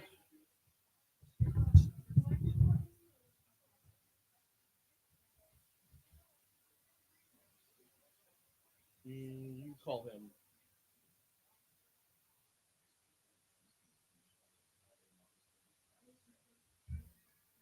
Dutch, go ahead and play it. I'll let you go that way. I'll let you do it that way. Kill my mic.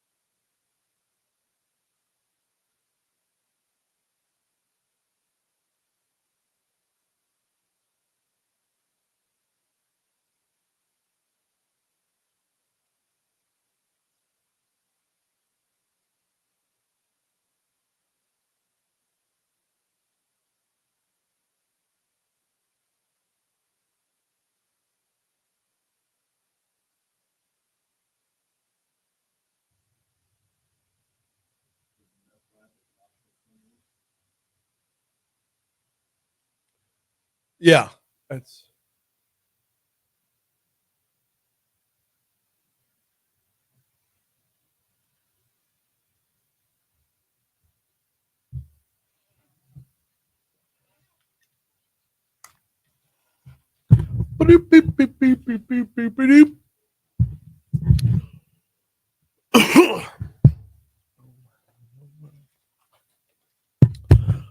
Talk 107.3 and the Baton Rouge Clinic bring you the Dreams Come True Radiothon. Dreams Come True is an organization designed to help grant dreams for children with life-threatening illnesses and their families. The Dreams Come True Radiothon is presented today by Subaru of Baton Rouge. Donate today at talk1073.com. Also, keeping it with Dreams Come True, shout out to Shep Boys, who generously donated autographed memorabilia by former LSU star Justin Jefferson for the Radiothon. Donate between now and April 30th to enter for a chance to receive one of two pieces of priceless memorabilia. The prizes will be awarded to separate contributors. Visit talk1073.com to donate today. And of course, any donation within the next 2 hours, or any donation between now and 9 a.m. That ends in a 7-3, you are automatically entered to win 4 VIP bracelets for this evening's Live After 5. Brian, why would I need to win something that's free? The VIP side of it is not. So Fat Hat's performing at Roar Plaza. Get you and 3 buddies out there. The food and drink are on us when you have the VIP bracelet. Make your donations right now at talk1073.com. Out at the state legislature, most of the talk right now is on the insurance battles. Some of the talk right now is how do you make things up after constitutional amendment number 2 failed, up to and including getting the teachers a pay raise. But there's also bills that are dealing with other things. The headline at The Advocate reads, Louisiana lawmakers revive bill panned as the Bob Dean Protection Act, affecting nursing homes.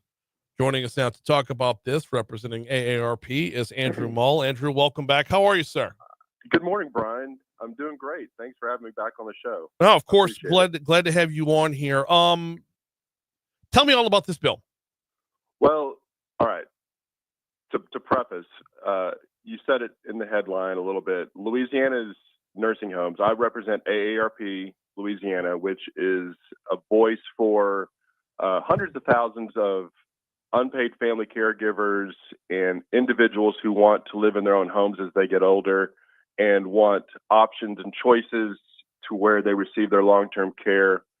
And we also, of course, represent the elderly in general, and many of them are in nursing homes. So we also are the voice of our nursing home residents across Louisiana. And, you know, AARP nationally, of course, is we advocate on behalf of everyone over the age of 50, and that includes a lot of our folks in nursing homes. And the challenges that we've had in Louisiana for decades, and this goes back to the 80s, I mean, this is well-established issues that Louisiana's nursing homes have ranked dead last in the entire country for decades. We have the greatest concentration of 1-star and 2-star nursing home facilities. Our safety and quality is 50th out of 50. And now nursing home owners want to extend legal protections for themselves for their neglect and abuse of the elderly. And simply put, we have some of the highest rates of pressure sores. We have some of the most frightening stories about overprescription of antipsychotic medications.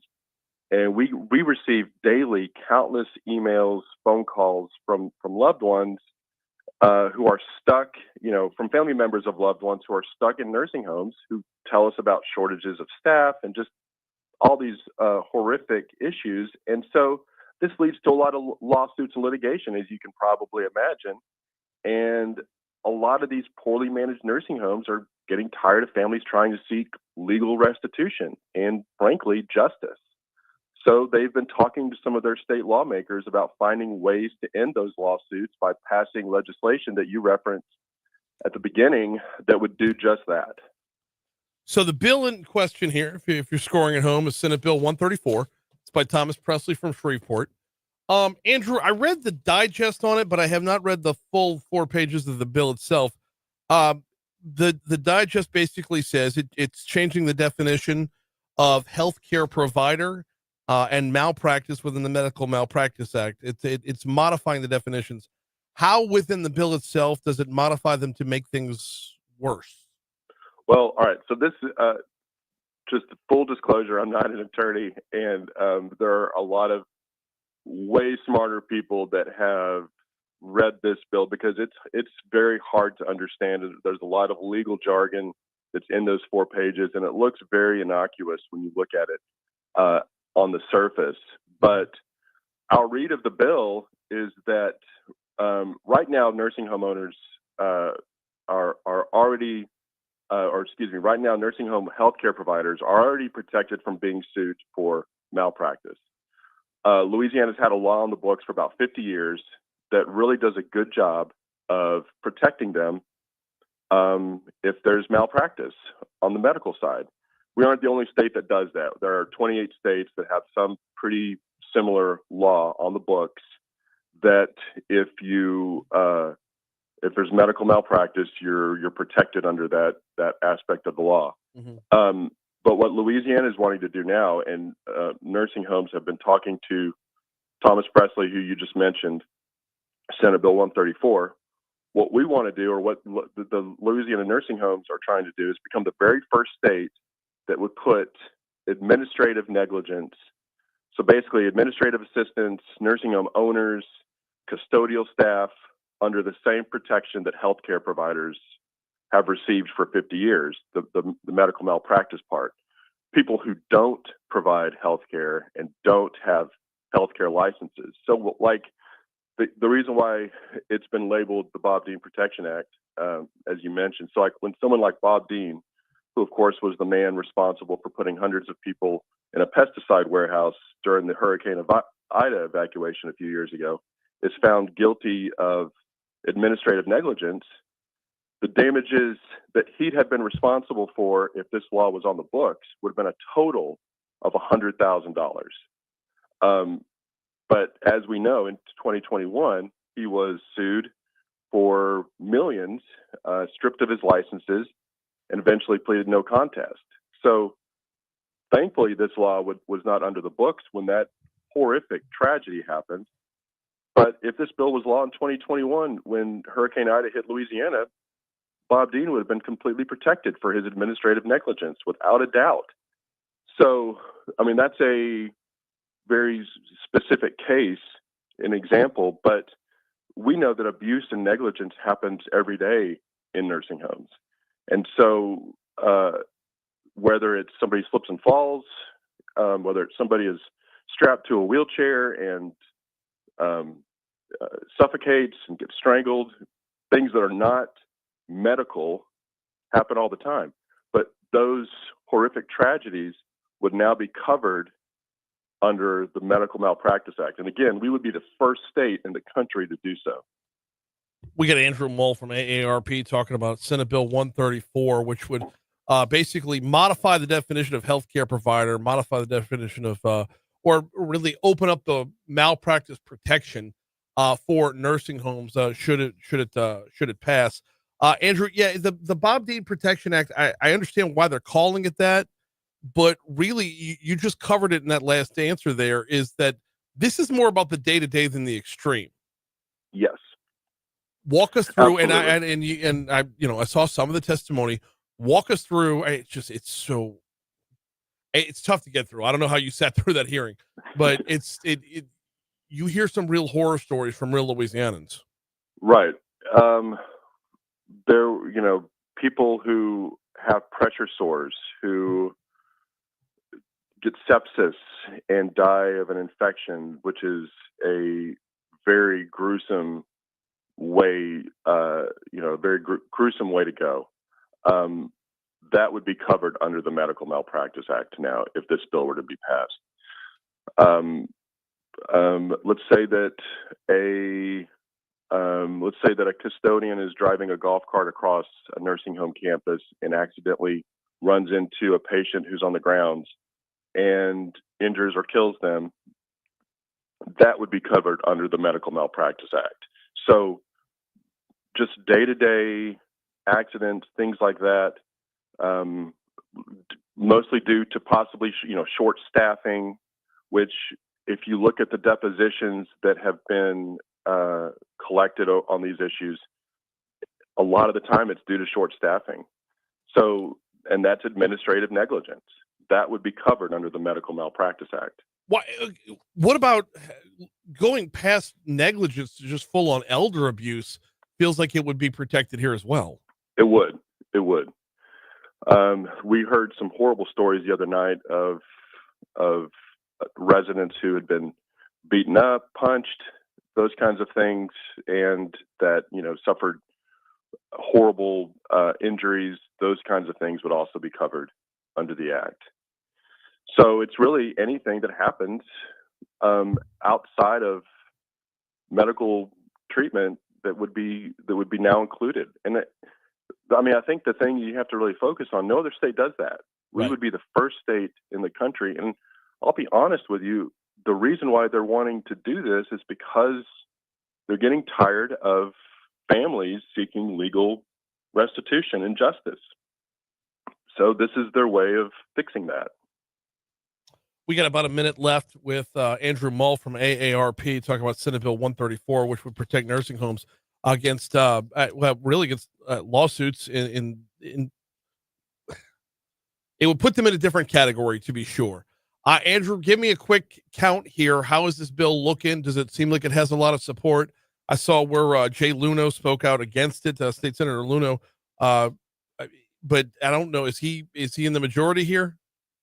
Well, the bad news is that it passed out of the first panel that it went in front of, which was Health and Welfare the other night. The good news is that we have several more opportunities to defeat this bill as it goes through the process. But I would be remiss if I didn't tell your listeners that if you want to tell your senator to vote against this bill, to please call their office, call their district office, or send them an email. All that information is through the legislative website, legis.la.gov. You can find your senator, call them, email them, and tell them to vote no on Senate Bill 134.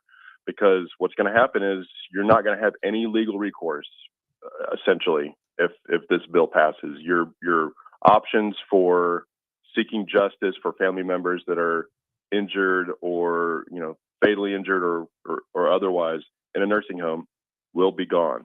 So it's essential now that you contact your senator. Let's check back in as this thing moves forward or as it gets rejected one way or the other. We're going to want follow-up. He's Andrew Muhl with AARP. Appreciate a couple minutes, man. Thank you, Brian. Always a pleasure. Likewise. Here's your money now.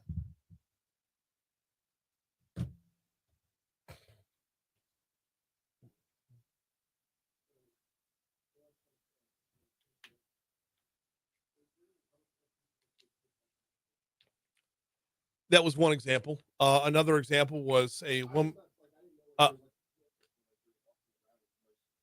No, and he went to too many specifics. It was.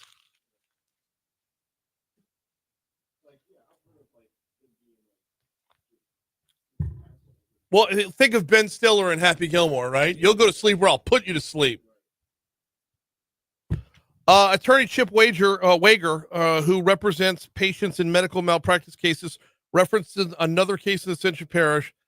An elderly woman, staff strapped an elderly woman. They strapped her into a wheelchair, didn't check on her. She slipped down. She was choked by the strap, asphyxiated by the strap.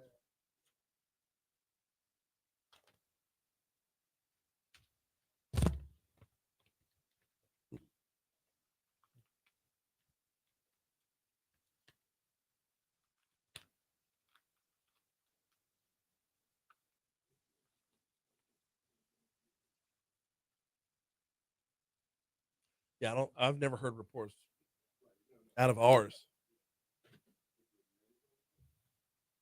Yeah. Mandeville.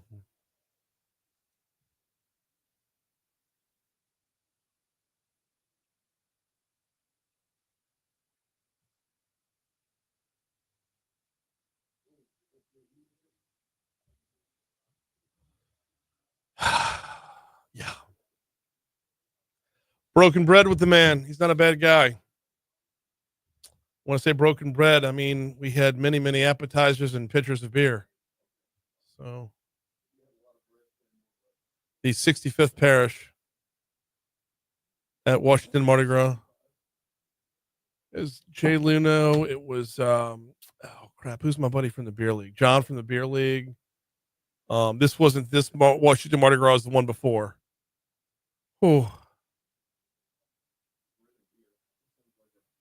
yeah, it was more like quesadillas and hot wings. We didn't. It just there's no phrase that says we broke hot wings together.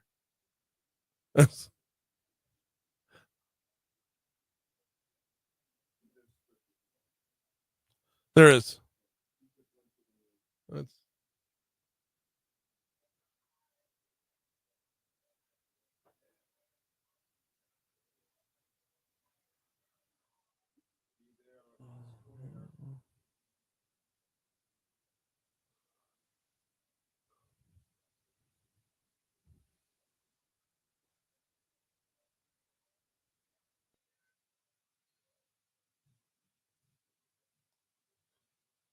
so Sam Nader's granddaughters have a reality show.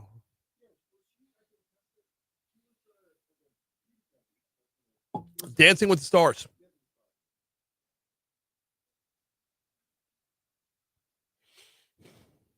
I'm tired.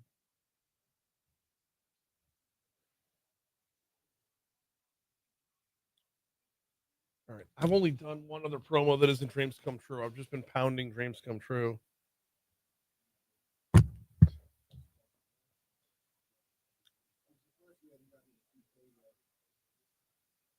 Really surprised. I don't know how we can have this going all month long and not be there.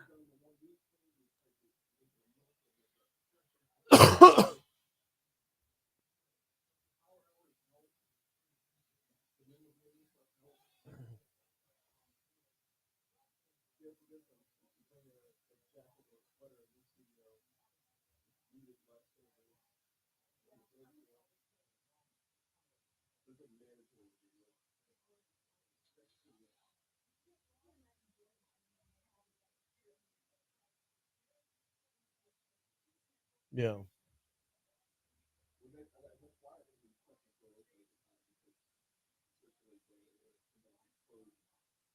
Mm-hmm.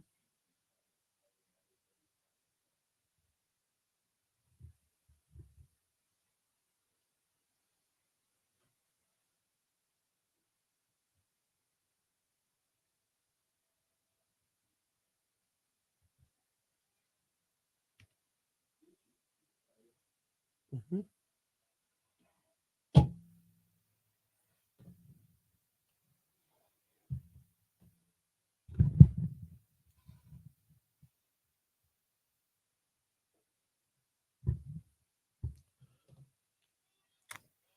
Win free tickets to the WNBA preseason game of the PMAC on May 2nd. Watch Angel Reese and the Chicago Sky take on the Brazil national team. Enter the Show Us Your Angel giveaway for a chance at premium seating and an autographed Angel Reese basketball. Sign up at talk1073.com. Do we know if Haley Van Lith is in the starting lineup yet for Chicago? I mean, look, it's crazy. Like 2 former Tigers on the same WNBA roster. It's just a good time to be at LSU. I reminded you all morning long about the Dreams Come True Radiothon going on at talk1073.com. We got the Power Hour going on right now. VIP bracelets for Live After 5 is what you can win with your donation. Anything ending in a 7-3. If you want it to be $173, we got you there. We did this yesterday. Deborah Todd was our winner, so congratulations to her. And we are taking your donations. Well, we're taking your donations all the way through April 30th. But our Power Hour going on right now is actually a Power 2 hours because it will be going on next hour as well. Thanks again, Andrew Mull from AARP, for stopping by. It's one of those ones where it does get gut wrenching because there before the grace of God, you know, that could be your parents or grandparents in a facility that is looking for protection from wrongdoing. We have so much going on the insurance front right now that bills like this they need that little call to attention as well. Because while we're seeing so much on the insurance front right now, while we're seeing so much trying to make up ground from CA2, Constitutional Amendment 2, while we're trying to figure out a way to get teachers pay raises, like all the things are going on. And yet something like this, I mean, this is one where having watched some of the testimony, sitting through some of the testimony, and I watched it online. I can't imagine Andrew was in the room. But having watched some of the testimony, it really punches you in the gut. It absolutely does. Quick programming note. We've got Ross Jackson from LouisianaSports.net going to join us at 8:35 this morning. The Saints went offensive tackle in the first round of the draft. Speaking of offensive tackles, Will Campbell went 5 picks before the Saints.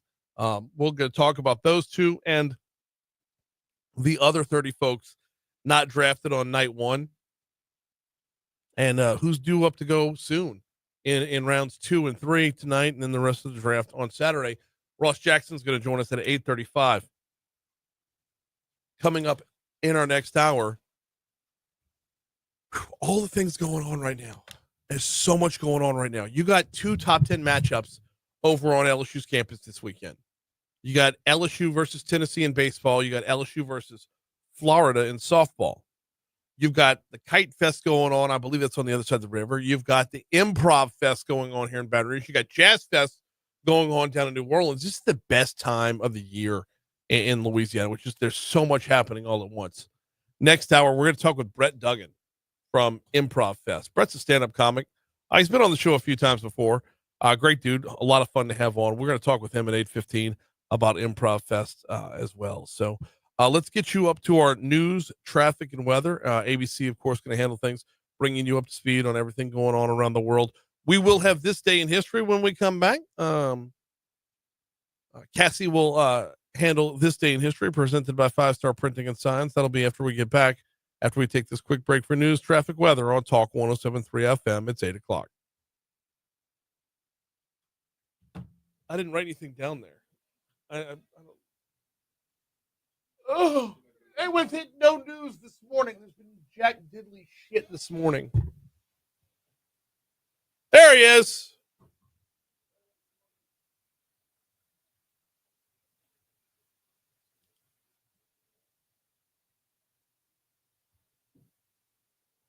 Ooh. Oh, shit.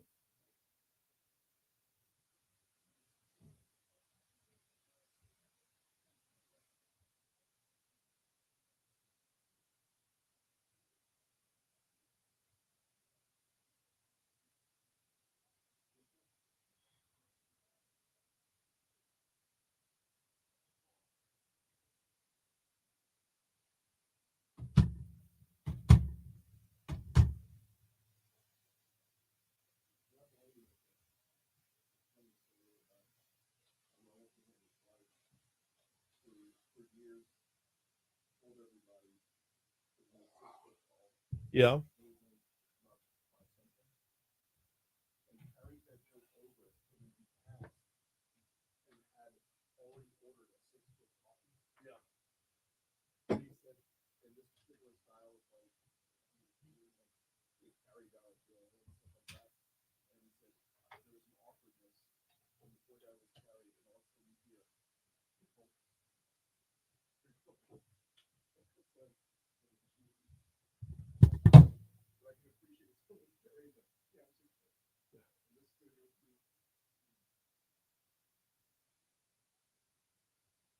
Oh, man alive.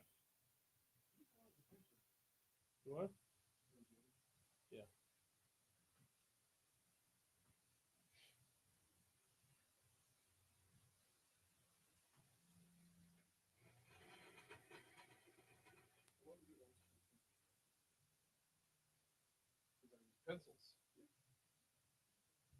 Because I don't mind admitting that I make mistakes from time to time.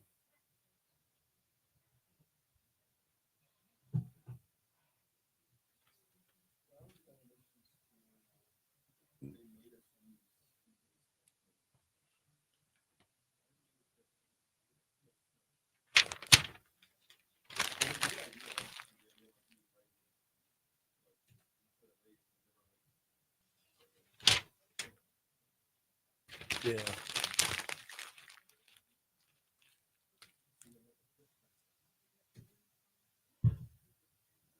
Yeah, those pencil leads were always too thin, and I would break them.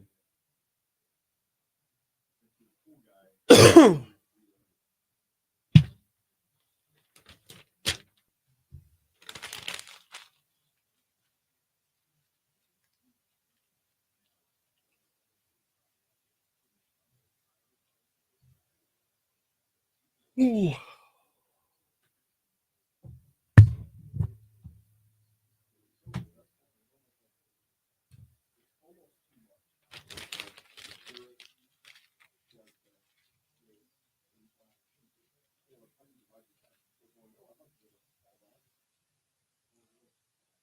Yeah, and I probably didn't name all of them. You know, I probably didn't name half of them. There's still a hot air balloon thing.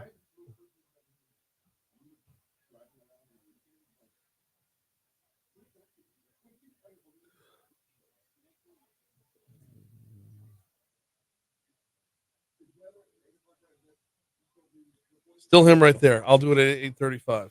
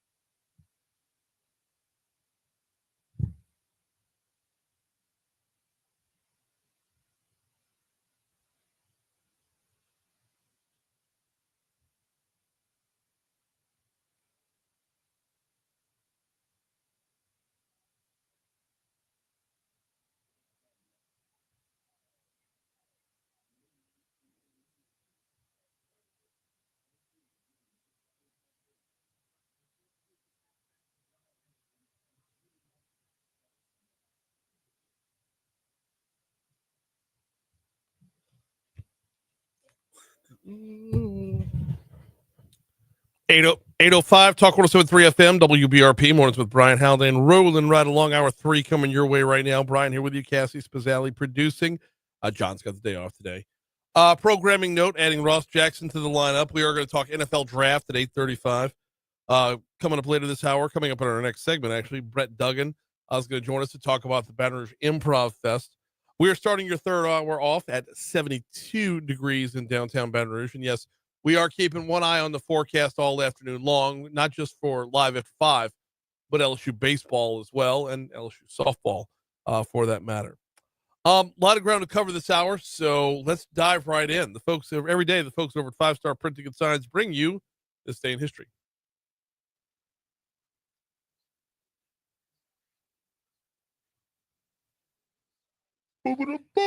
Time.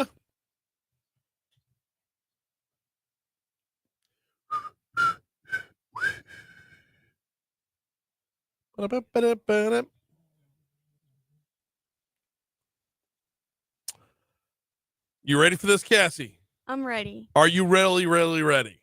Not really, but we're going to do it anyway. You know I'm not going to make this easy on you. I'm very nervous. I know you are.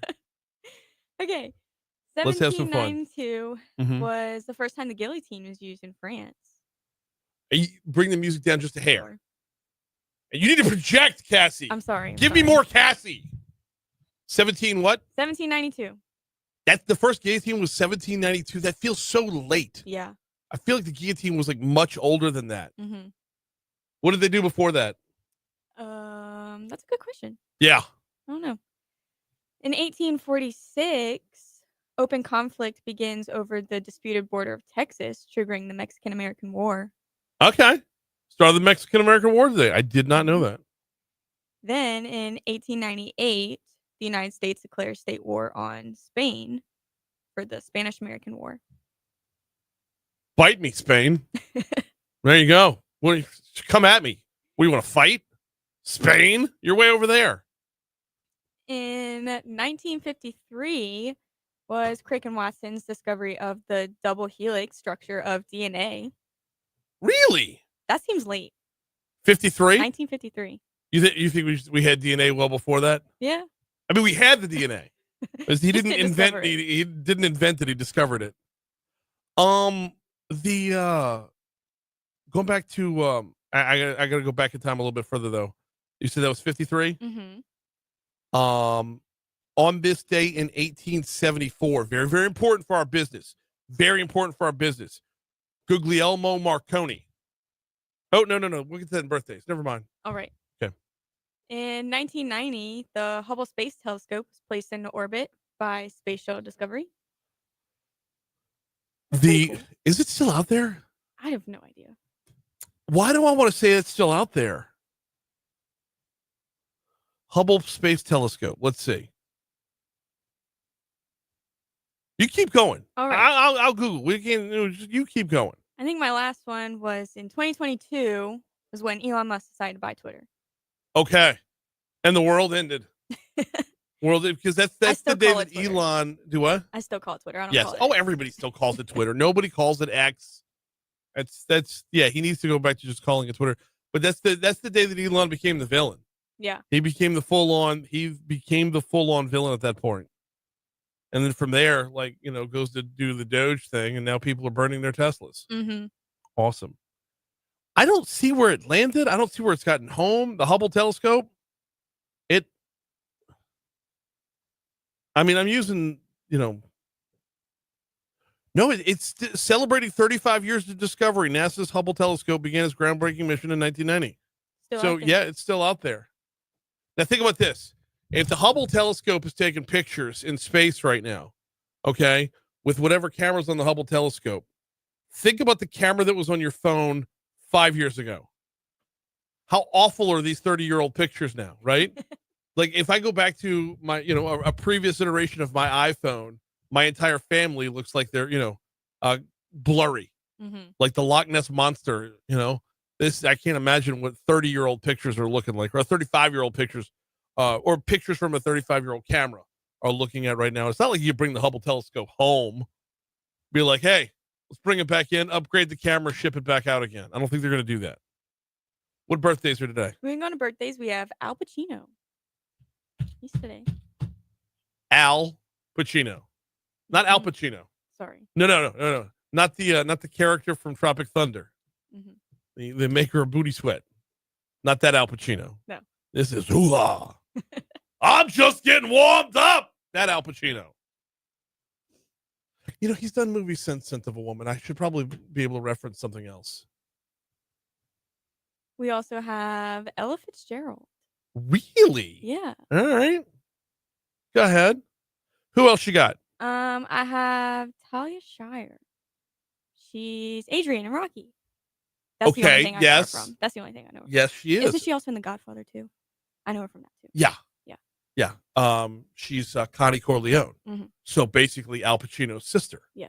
Yeah. That's cool. They have the same birthday. Right? That must have been fun on set. Also born today. You got any more birthdays? Mm-mm. Okay. Guglielmo Marconi. All right. Born today, 1874. Why is that important? Googs. Invented the radio. So the inventor of our platform, the inventor of our medium was born today. Oliver Cromwell was born on this day in 1599. Harlem Globetrotter Meadowlark Lemon born on this day in 1932. Tim Duncan in 1976. And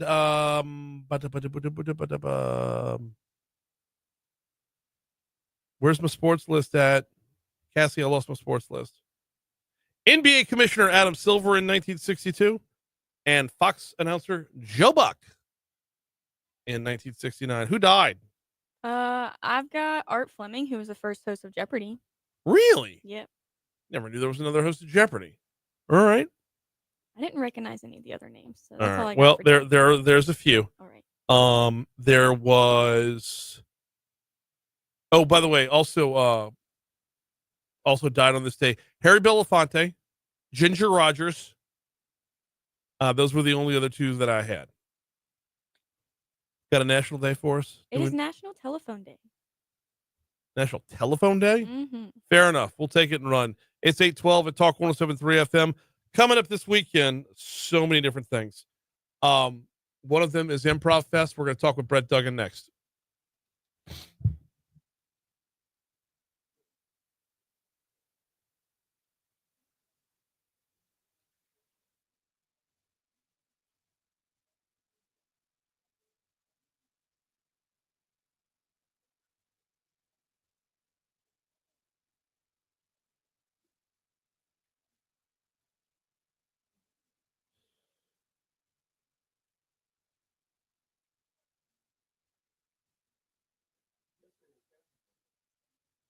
Really?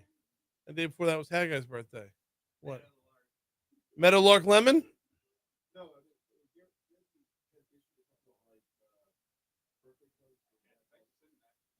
Come on in, Brett.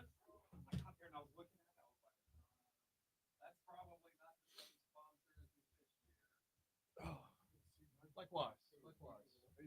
Been all right. How about you? Surviving. Yeah? On the road a lot, huh? Yeah, I've been traveling around.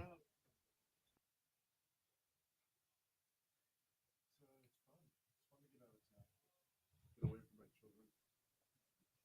Just for a little bit, huh? Just for a little bit. Just so they appreciate it more when you come back.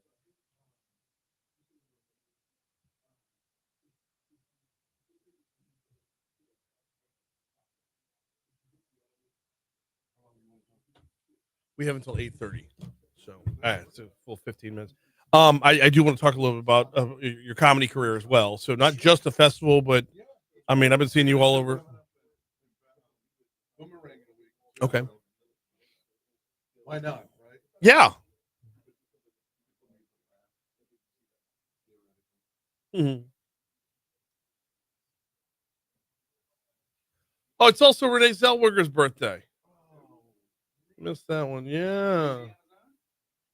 No, that's Reese Witherspoon. Or yes.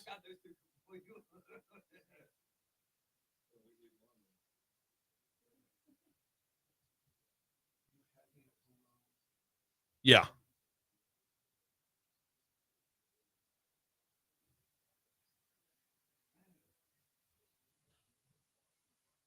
Yeah, Jared from Jerry Maguire. Yeah. That's Renee Zellweger.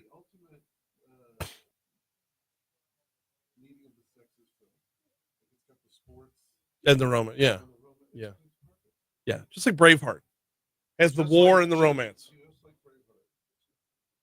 No, there's not a woman alive that watches Braveheart and doesn't look at her boyfriend or husband like, would you start an entire war for me?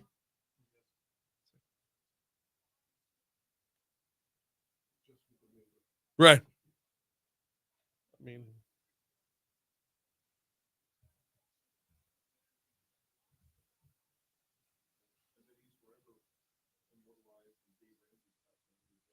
yeah. See, that's how you get the win right there on the back end.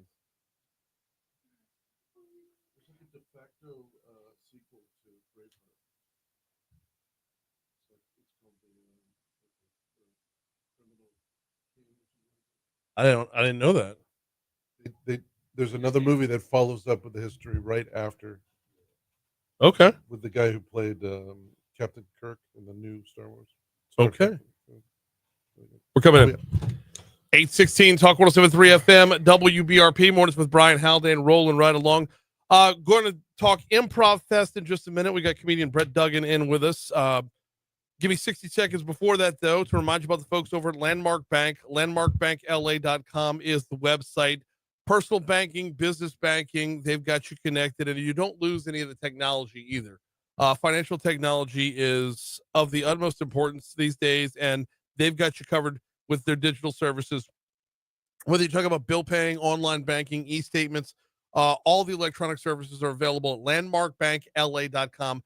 Founded in 1897 as a community bank, and today they are a community bank. How about a company that lives up to their mission, sticks with their mission? Find their branches at LandmarkBankLA.com. All right, coming up this weekend is the Improv Fest in Baton Rouge. Joining us now to talk about that is Brett Duggan. How are you, man? Good morning. Great to see you. No, good. I've already had a long morning. Have you? Or yes. Every day I drop my kids off at a respiratory infection development lab. called preschool. Yes. Yes. And they're always sick. Can you imagine why? I mean, it's just boogers everywhere. They're just spitting on each other all day long. Yeah. Good times. You think they're learning things, but they're really a petri dish. Yes, they are. Everything in there is a petri dish. So I'm glad I'm well for you today. And likewise. Baton Rouge Improv Fest. Yes, sir. Tell us all about it. Let's rewind the clock on it and talk a little bit about how it got started. Yeah. Well, it's a fun story. I arrived in Baton Rouge 6 years ago, and I discovered they had a improv team, and they were struggling. Okay. Yeah. I met them, and they said, we just went to this competition thing and we lost. And I said, well, it's improv. I don't think anybody lost. They go, no, we lost. And so I'm not taking credit because they decided to work really hard and practice every week. And I gave them a little training and gave them some guidance. And the next year they went back and they won that same competition over in Texas. And I took that little information to the people at LSU, the chair of the theater department, and said, hey, I think we should have a festival. Didn't even hesitate. Said, what do you need? And so gave us the space. And then the next thing that happened was a little thing called a pandemic. Which started your kids' preschool, but it's the pandemic is continuing to pop up. I mean, it's 2025 and we're still hearing about it in new ways every day. Yeah. I got the COVID light the other day. Oh, did you? Yeah. COVID light? Yeah. It was like 3 days of feeling gross and fevery and gross, but that was better. But that's when it was real. Like, it was going on crazy. And so we went online. I didn't know what we were doing. It was fun. We survived. And then the next year we came back and used the facility at LSU. And now we're on our 5th year. Right. It's incredible. What goes into an improv fest? 'Cause I mean, I think a lot of people have, some vague familiarity with improv. They may have gone to a show, may have done a workshop with their company, that sort of thing, which by the way, unbelievably valuable. Super valuable. Yeah. You can call me if you want to do one of those. I do those. Okay. Yeah. No, they're awesome. I've done one before. Yeah. In fact, we've actually been rebranding the festival as the Baton Rouge Improv Comedy Festival, right? It's not as easy to make the initials into a word. It's no longer briff. But really to make people understand that this is a comedy festival. It is. Yeah, we have stand-up comics and we have improv troops that are performing comedy. The whole thing is for laughter and joy, which is in short order these days. Yeah, or at least needs to be in greater order. I think people need to lighten up in general and have a laugh. Yeah, I think it lengthens our lives and improves our ability to heal and brings people together. So on the stand-up comedy side, who do we have? We got you. We got me. Tonight, I'm performing at 9:00. I'm doing my full show. I'm doing a full hour that I've been working on. I'm going to be filming it soon, so I'm excited about that.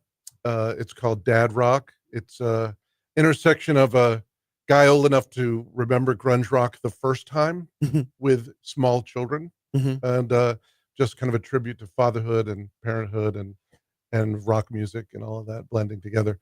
And then earlier, before that, we have a great show. We really went for quality this year. Yeah. Just amazing quality. Will Merrill, who's fabulous. He's put out a couple of specials on YouTube that have done really well. He's very popular locally. He's got if you haven't seen him in 6 months, he's got a whole new act, which is hilarious. Okay. Brilliant. And then Mary Ryan Brown from Mississippi, I think, is going to be a superstar. Really? She is one of the smartest, funniest women I have seen. I saw her a couple of months ago and I immediately just walked right up to her and said, will you be in our festival? You are brilliant. And so I put my name behind that. She's absolutely fantastic. The host of the show is a LSU undergrad, a hilarious guy who grew up in Puerto Rico and is going to LSU. His name is Ricardo Mendoza, and he's crazy and funny, and he'll be hosting the show tonight. Okay. When it comes to stand-up comedy, and there's so many different styles and varieties, and everybody has their own, favorites along the way and whatnot.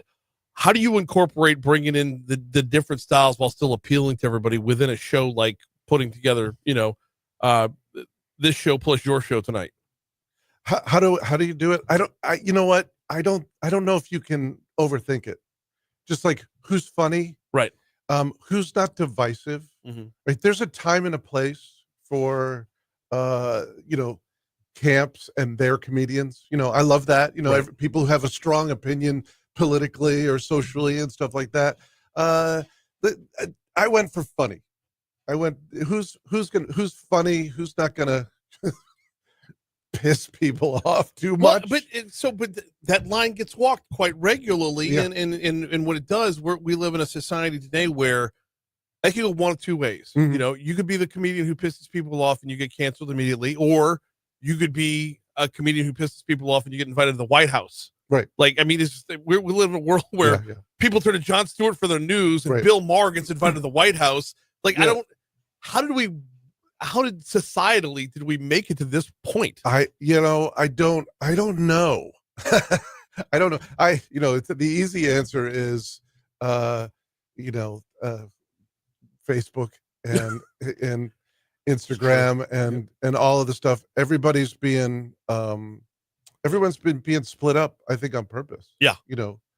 If we all voted according to tax bracket, it'd be a different world, but everybody's split up by crazy ideologies that really don't have a lot to do with, they're emotional things, but they're not like the meat and potato stuff. So, I mean, I'm not a political comedian.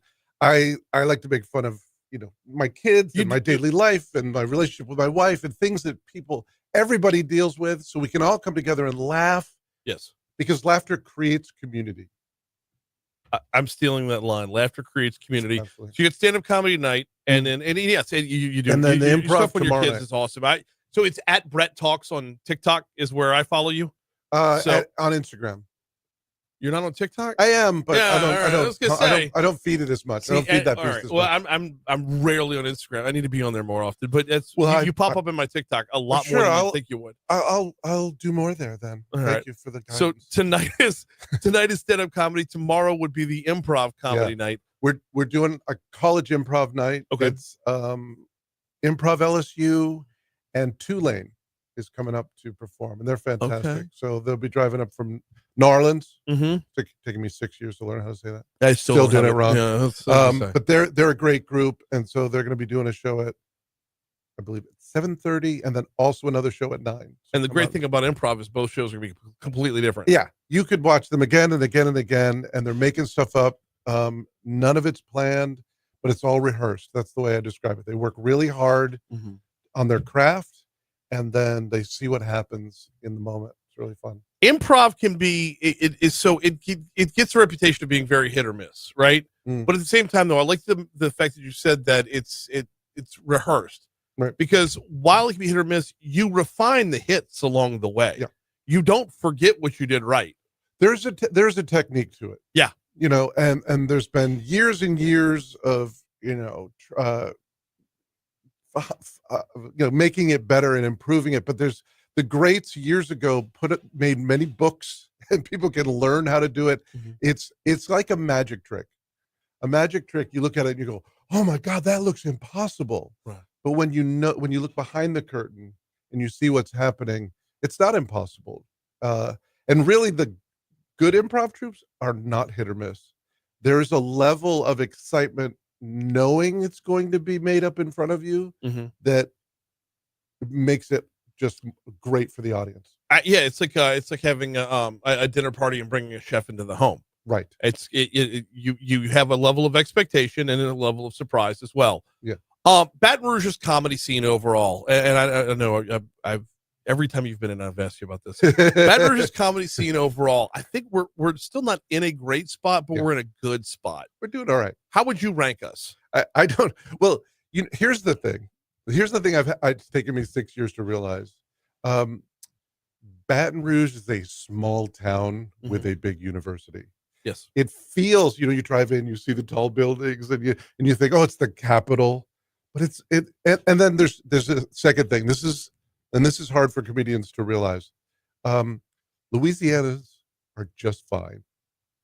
They're having a great time. they have a cousin who cracks them up at the barbecue. Yes. And they drink a lot, and they don't. I mean, for the most part, I'm not saying everybody, but for the most part, like Friday comes, they're leaving the office early, they're leaving work early, they're going to enjoy their family, their friends. The people who need comedy are people who are stressed out and struggling, So I think then there's football, and then there's music, and so we just have to kind of face facts that comedy is a little down the list on people's priorities because they're having a great time. Yeah. So we're here for those people who are struggling and need a laugh. They need to leave their house in order to get a laugh. If you're not getting enough laughs at home, come out and join us. Brett Duggan's in with us for just a couple more minutes. It's Baton Rouge ImprovFest.com is the website. VIP festival passes are only $30, right? Yeah. Easy. And easy that gets you into basically everything. Everything. Gotta love that. I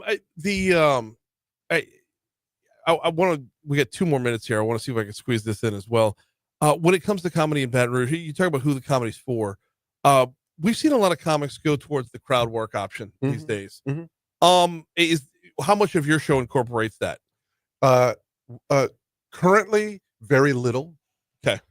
I used to do a lot of it, because of my improv background, and I'm not one of those people who poo-poo the crowd work. People who are good at crowd work, I think, is a phenomenal. But you got to be good at it. Yes, but that's the same with anything, right? Yeah. If you get up That's true. and you're a juvenile and tell stupid jokes about your private parts that aren't funny, it's not funny. But people who are dirty and funny, I will laugh until I fall out of my chair. Yes. People who talk to the audience and are lightning fast and brilliant, I'm on board. It's the same with everything, People who are bad at it, and the amount of bad crowd work we see has made everyone go, crowd work is dumb. But that's just the thing, though. It has ruined the pool for everybody for the select few who know how to refine their craft. They appear super quick, but they've done 30 shows worth of accumulation to get to that super quick moment. So the 10,000 hours. It's yes, exactly. If you want to be an expert on anything, he is Brett Duggan. It is Baton Rouge ImprovFest.com. He's got a full hour show tonight. We got a show at 7:30 and we got a show at 9. Come out and join us. And we have a show tomorrow night. Where is everything? Everything is at the Music and Dramatic Arts Building on LSU. Don't be intimidated. The gates are up at 4:00. Parking is free. It's on Dalrymple, over by, the Louis, right? Up the hill from Louis. Up the hill from Louis. Right there. That's the way to describe it. The first person to describe it from the backside up. Yeah. So he is Brett Duggan, looking for good things this weekend. I appreciate a couple minutes. Thank you so much. Here's news. Oh man, see, and the thing is, I can talk comedy all day long. I know, it's so fun. I'm such a it is a bucket list thing for me. Yeah, I've got so much shit written that I've just never. I've done stand up once. Yeah. And I got 4 minutes. Well, call me up. We'll set up some one-on-ones. I need to. I know. That'll you throw down a few dollars to pay someone to coach you, and then you're like, oh, now I have to do this. See, that's the thing. Right? Yeah. Put your money where your mouth is, and then start telling people. This is what I say. Start telling people you're a comedian. It'll get really embarrassing when they go, "When's your next show?" And you go, "Oh, I don't have one." Yeah. Well, it's the thing. My next show's 6 to 9 every day, right? Yes. Yeah. So you get your fix. You mentioned the thing about everybody's got the person at the barbecue that makes them laugh. Yeah. My aunt and uncle in Mandeville. They adopt basically they didn't adopt, but they raise Theo Vaughn. Wow. So how's that for the guy who's at the crawfish boil every Easter? That's crazy. I know. It's nuts. He's so bizarre and funny. Yeah. He's got that thing. He's novel. Like he'll just say things that you've never heard anyone say before. Yeah. Which I love him for that. The amount of shit that's real. Oh yeah. He told this story about in his high school, if you fought another kid, they made you stand with your hands on each other's shoulders, staring face to face for 2 hours. And that has to be real. Nobody makes that up. Well, you know his story about the monkeys getting out? Yeah. Yeah, that's real. Yeah. 100% real. Yeah. I mean, that's so great. And then But- just the way he phrases things. He's But so when, funny. but when you brought that up at my mind, like we'll sit there just over crawfish and beer and just riffing back and forth. And I'm like, I was forget where he was, but I was watching a show and he was part of the show. I'm like, motherfucker stole a joke from me. You son of, I mean, I never felt more proud in my life. Yeah. You know, but I'm like, bitch, that was mine. Yeah. You know. Well, So if you're not doing stand up, then it's all for the taking. exactly. Yeah. Exactly. So anyway, Awesome, man. Well, thanks for having me in. Of course. always glad to. Yeah. Great festival this weekend. Take And, care. yeah, Let I'll me know be, if you want tickets. I do, but I've got basketball. I've got dad shit. Oh, So yeah, I get it. Take care now. you too, Brett. Do you have Ross's phone number?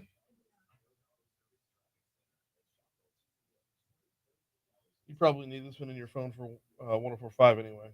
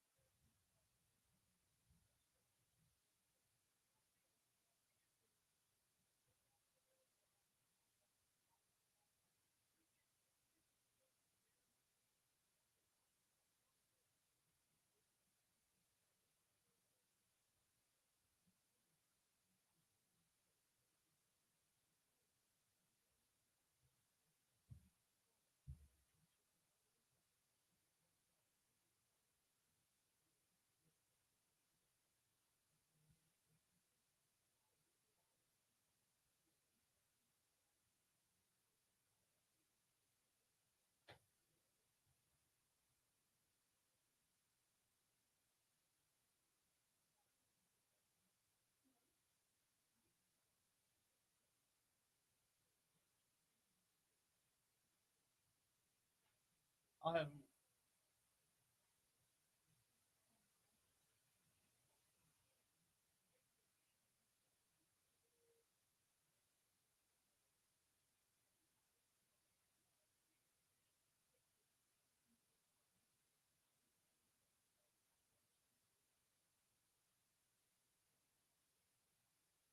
that's him.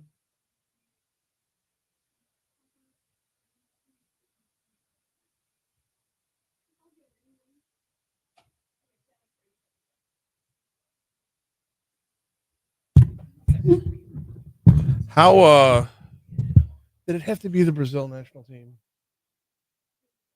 Did it have to be the Brazil national team? You know the punchlines are there. I mean, just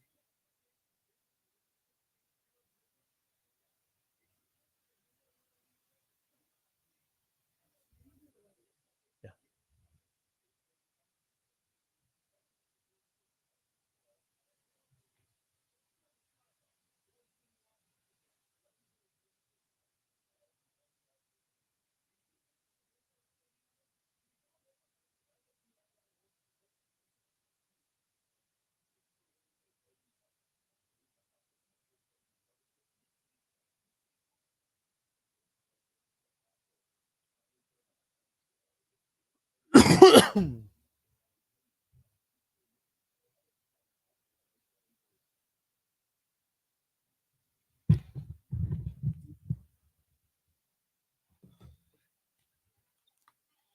Interesting following this weather pattern throughout the morning. We are looking at the chance of showers this afternoon, possibly some thunderstorms between, as of right now, 3 and 6 p.m. Now it's about a 40 to 50% chance of rain. This was earlier this morning was at a 70% chance of rain and was supposed to start an hour before that. So we're going to keep an eye on it to obviously see if it turns into anything, because we got LSU baseball, LSU softball, live after 5, all these things going on this evening that that the rain might affect. But I mean, as it stands right now, the chance of rain has dropped by 20% over the last 2 hours, and the duration has shortened as well. So obviously we'll keep an eye on that. Now, Today's high 83, tonight's low 65. Tomorrow we'll get up to 88. After today, no real chance of rain until the next coming Thursday. So May 1st would be your next real shot at any rain. Tomorrow's high 88, Sunday's high 89, Monday, Tuesday, those are 89 as well. And like I said, on Thursday, May 1st, we'd have another 50-50 shot at rain. Right now, mostly cloudy, 74 in downtown Baton Rouge.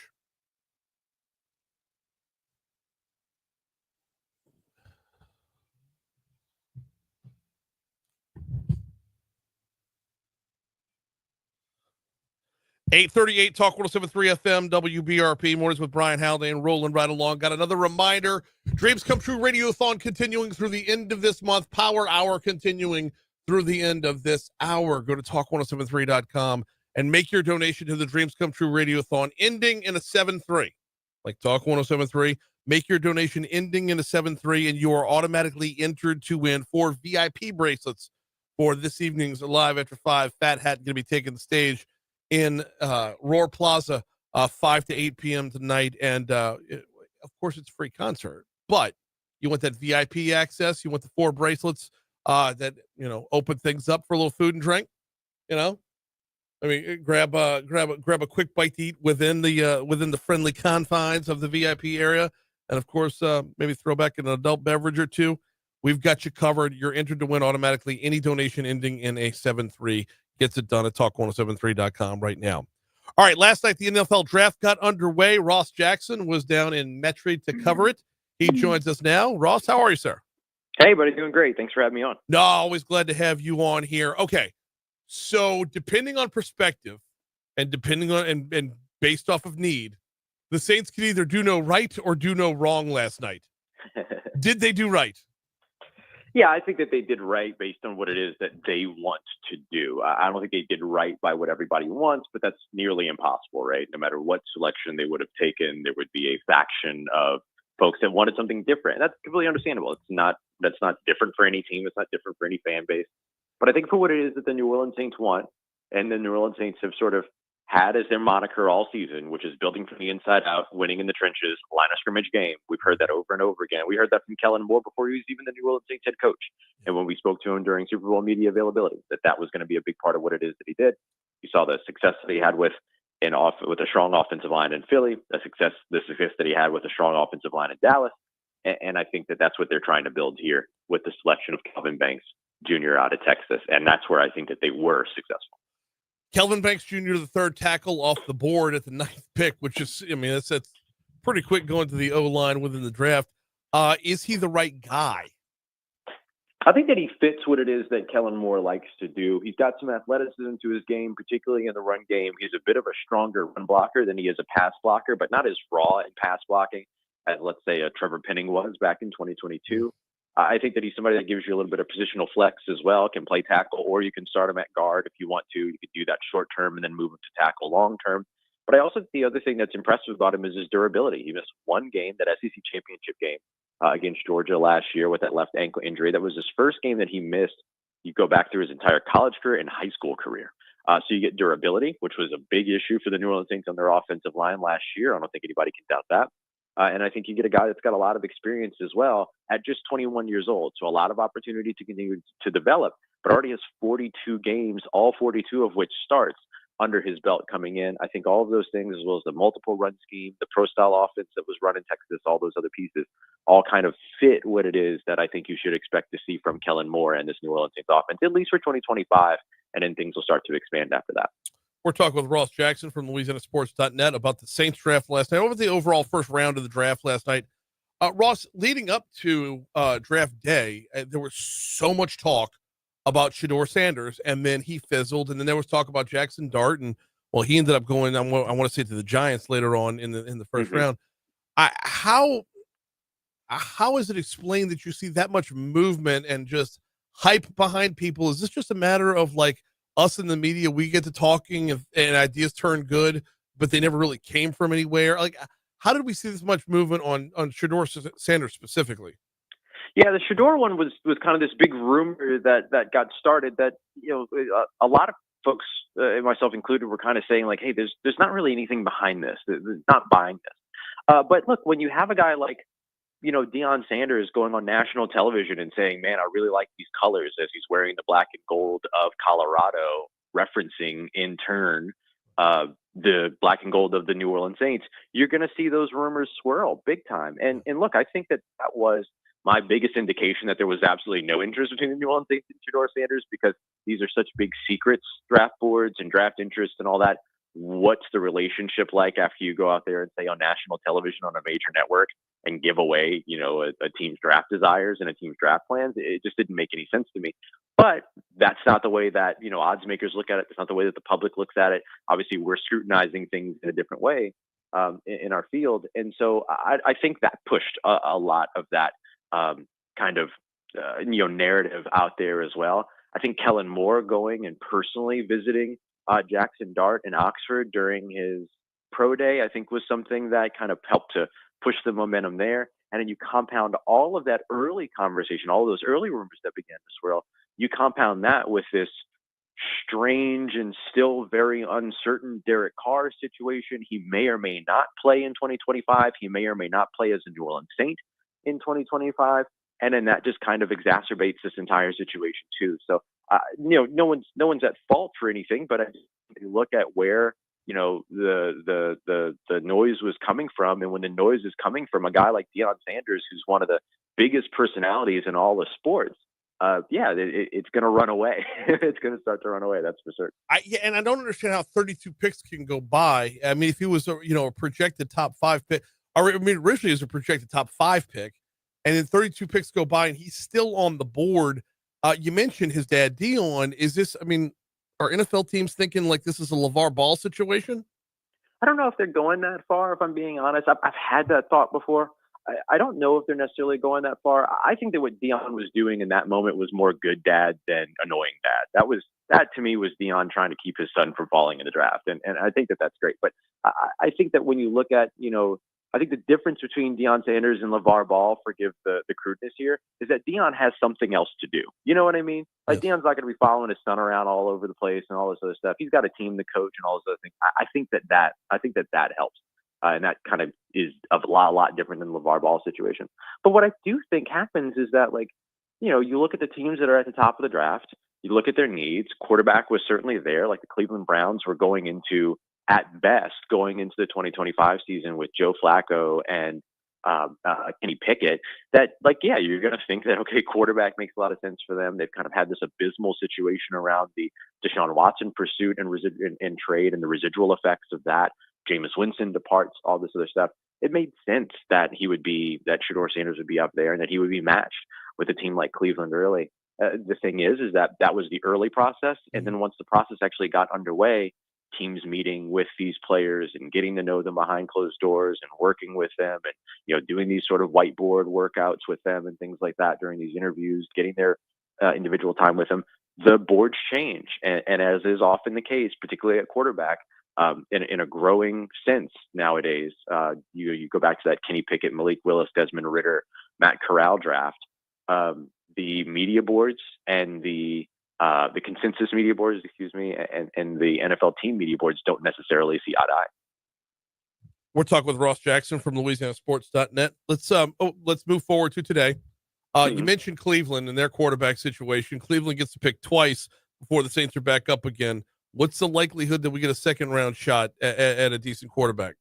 Yeah, I think that's going to depend on everybody's definition of decent quarterback, but I do think that one of the quarterbacks that New Orleans does like could still be there at 40. And of course, Louisville's Tyler Shuck is another one of these guys that had a lot of momentum to his name. As I understand it, the Saints really like him. And so he could end up being the selection at 40. I think you'd rather that selection at 40 than the rumored trade up back into the first round, which, there was conversation about, whether or not the Saints would do that last night and all. And so, if they can stand pat at 40 and end up taking him there, I think that's a place that he makes sense. I think a dice roll on Jalen Milroe is absolutely worth some NFL team's time. At the very worst, you get a player that immediately becomes one of the most dynamic athletes in the NFL the moment that he gets drafted. And at the very best, you end up with a very talented passer that has an absolute superpower and probably the only passer in this draft with a legitimate superpower in terms of what he's able to do with his legs. And so I think either one of those guys could potentially be there for New Orleans at 40. But if they want to make sure they strike while the iron's hot, if you will, then certainly moving up would give them the opportunity. But maybe you sit back and watch to see exactly what it is that Cleveland does at both of those picks. And then that maybe makes you feel a little bit better depending upon what you want to do there. But, I think a shot at a quarterback makes sense. But if I had to put money on something, I'm looking at defensive back as being one of the places for this team to go. They have a big time hole at cornerback right now. And in 6 of their last 10 NFL drafts, they've taken a day 2 defensive back. 5 of those have all been second rounders. And so I could certainly see the Saints doing that again here this year. Who would be some of the names that are possible for this if they were going to go defensive back? Yeah, I think Ole Miss's Trey Amos, the corner there, is one that makes sense. He's a bit of he's a Louisiana kid, first of all, which I think is always great. And the Saints have shown a bit of a proclivity towards that here over the course of the past couple of years.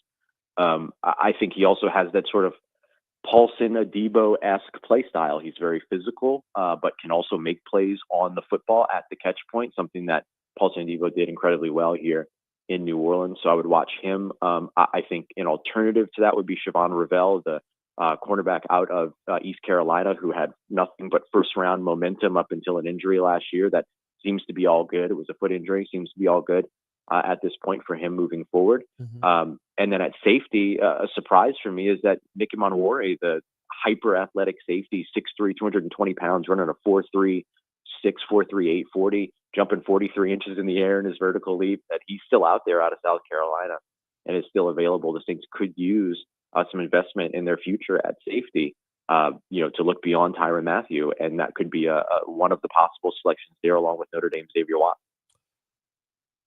He is Ross Jackson from LouisianaSports.net. We will be following the remainder of the NFL draft nights 2, and then of course day 3 tomorrow. Last one before you get you out of here. Mason Taylor. Projections on where he's going to land.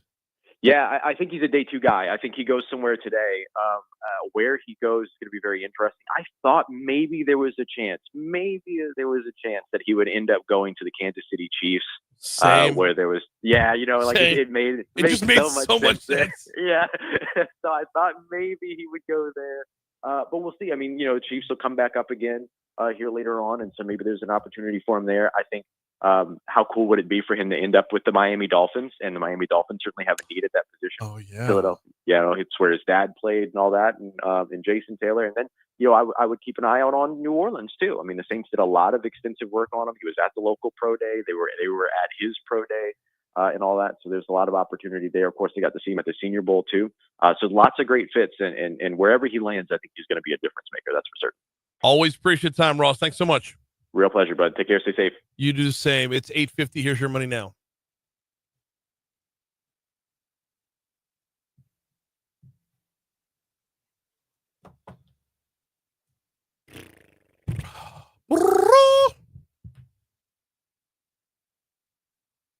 Dr. LeBlanc was hopeful to push back his pre-recorded interview time. Yup.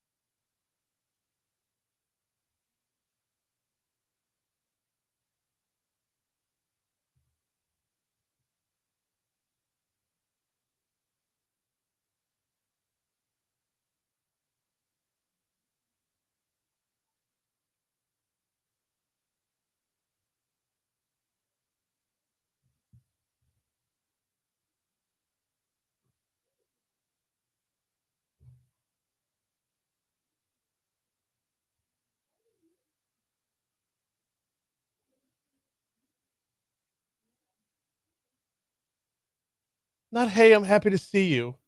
What are you doing here? What are you doing here?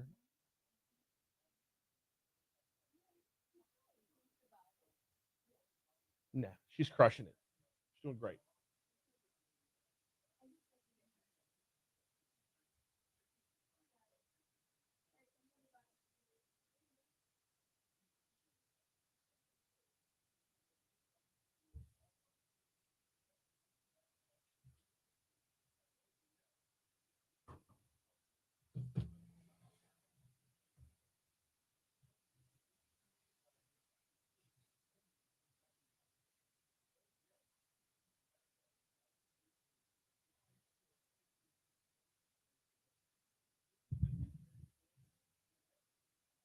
Yo.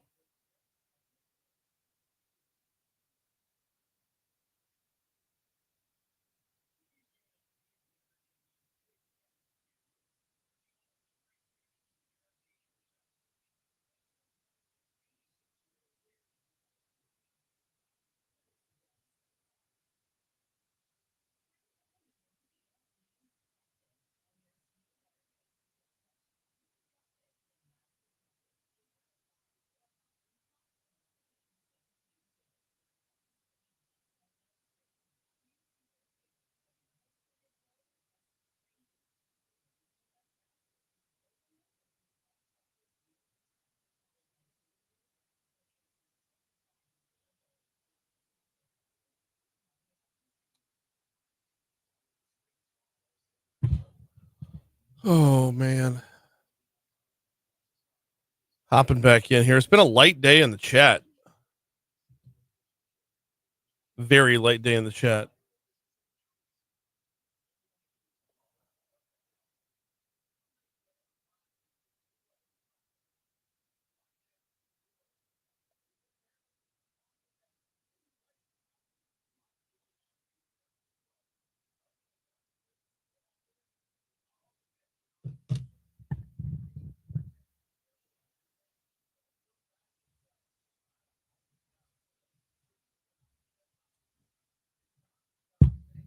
Guy hates timeshares. And he hates lawyers. So passionate. I'm not an attorney. Don't confuse me with an attorney. I will punch you in the throat if you call me an attorney.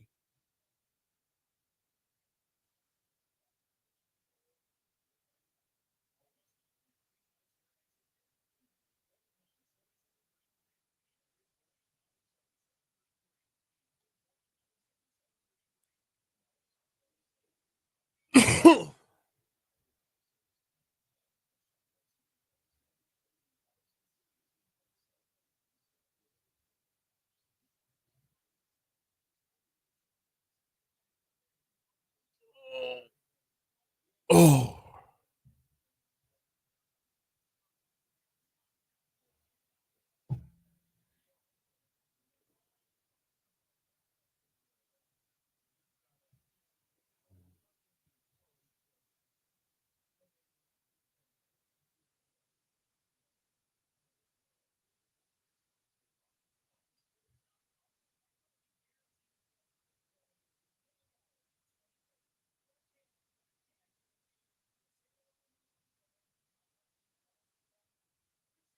Hey. What? I have 4 minutes. You what? Oh, they're here for it. I think they're going to call in. Okay. Super good. Yep.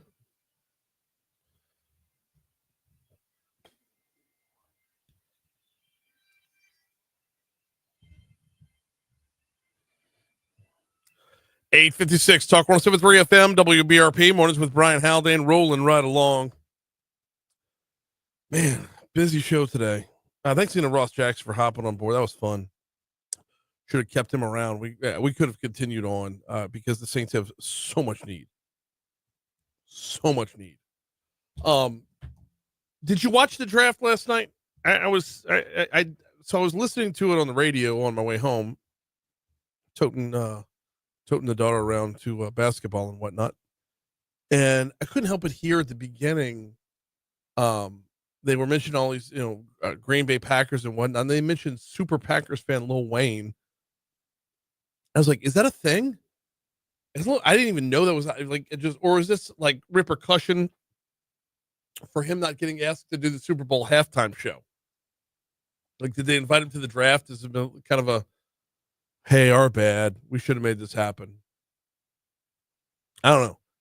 I didn't realize he was a Packers fan. By the way, Lil Wayne is going to be performing tomorrow night at Jazz. We haven't even talked about Jazz Fest yet. That's how much is going on right now. We haven't even begun to talk about Jazz Fest. Cheap Trick's playing tonight. Lil Wayne's playing tomorrow night. Harry Connick Jr. playing tomorrow night.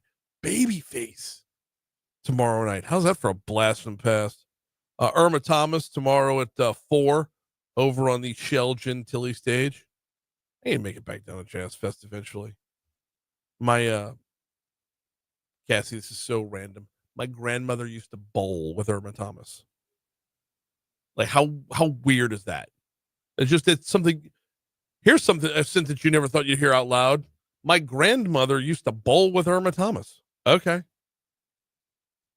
There's so many unanswered questions. Irma Thomas a bowler? Yeah.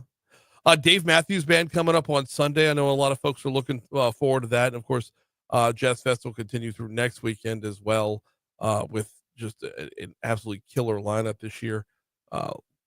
Looking ahead to next week, you do have on Thursday, and this is another one of just complete randomness.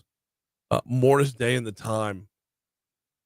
Yeah, you heard that right. Congo Square stage next Thursday. Morris Day and the Time will be the headliner at the end of the evening. Luke Combs on Friday, Joan Jett on Friday. Next Saturday, of course, is probably the big one there, as Pearl Jam will be performing.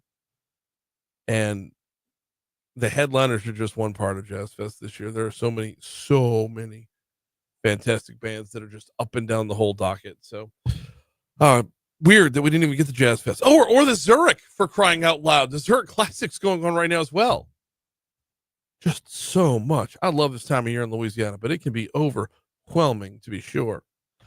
We got to get out of here for today, y'all. Moon Graffon's about to take over. We will be back at it on Monday. We got a lot of ground to cover. I know State Senator Blake Miguez is going to be with us on Monday. We'll have Medical Monday. We'll have Lobby. We'll have Moon. We'll have it all. We'll talk to you then.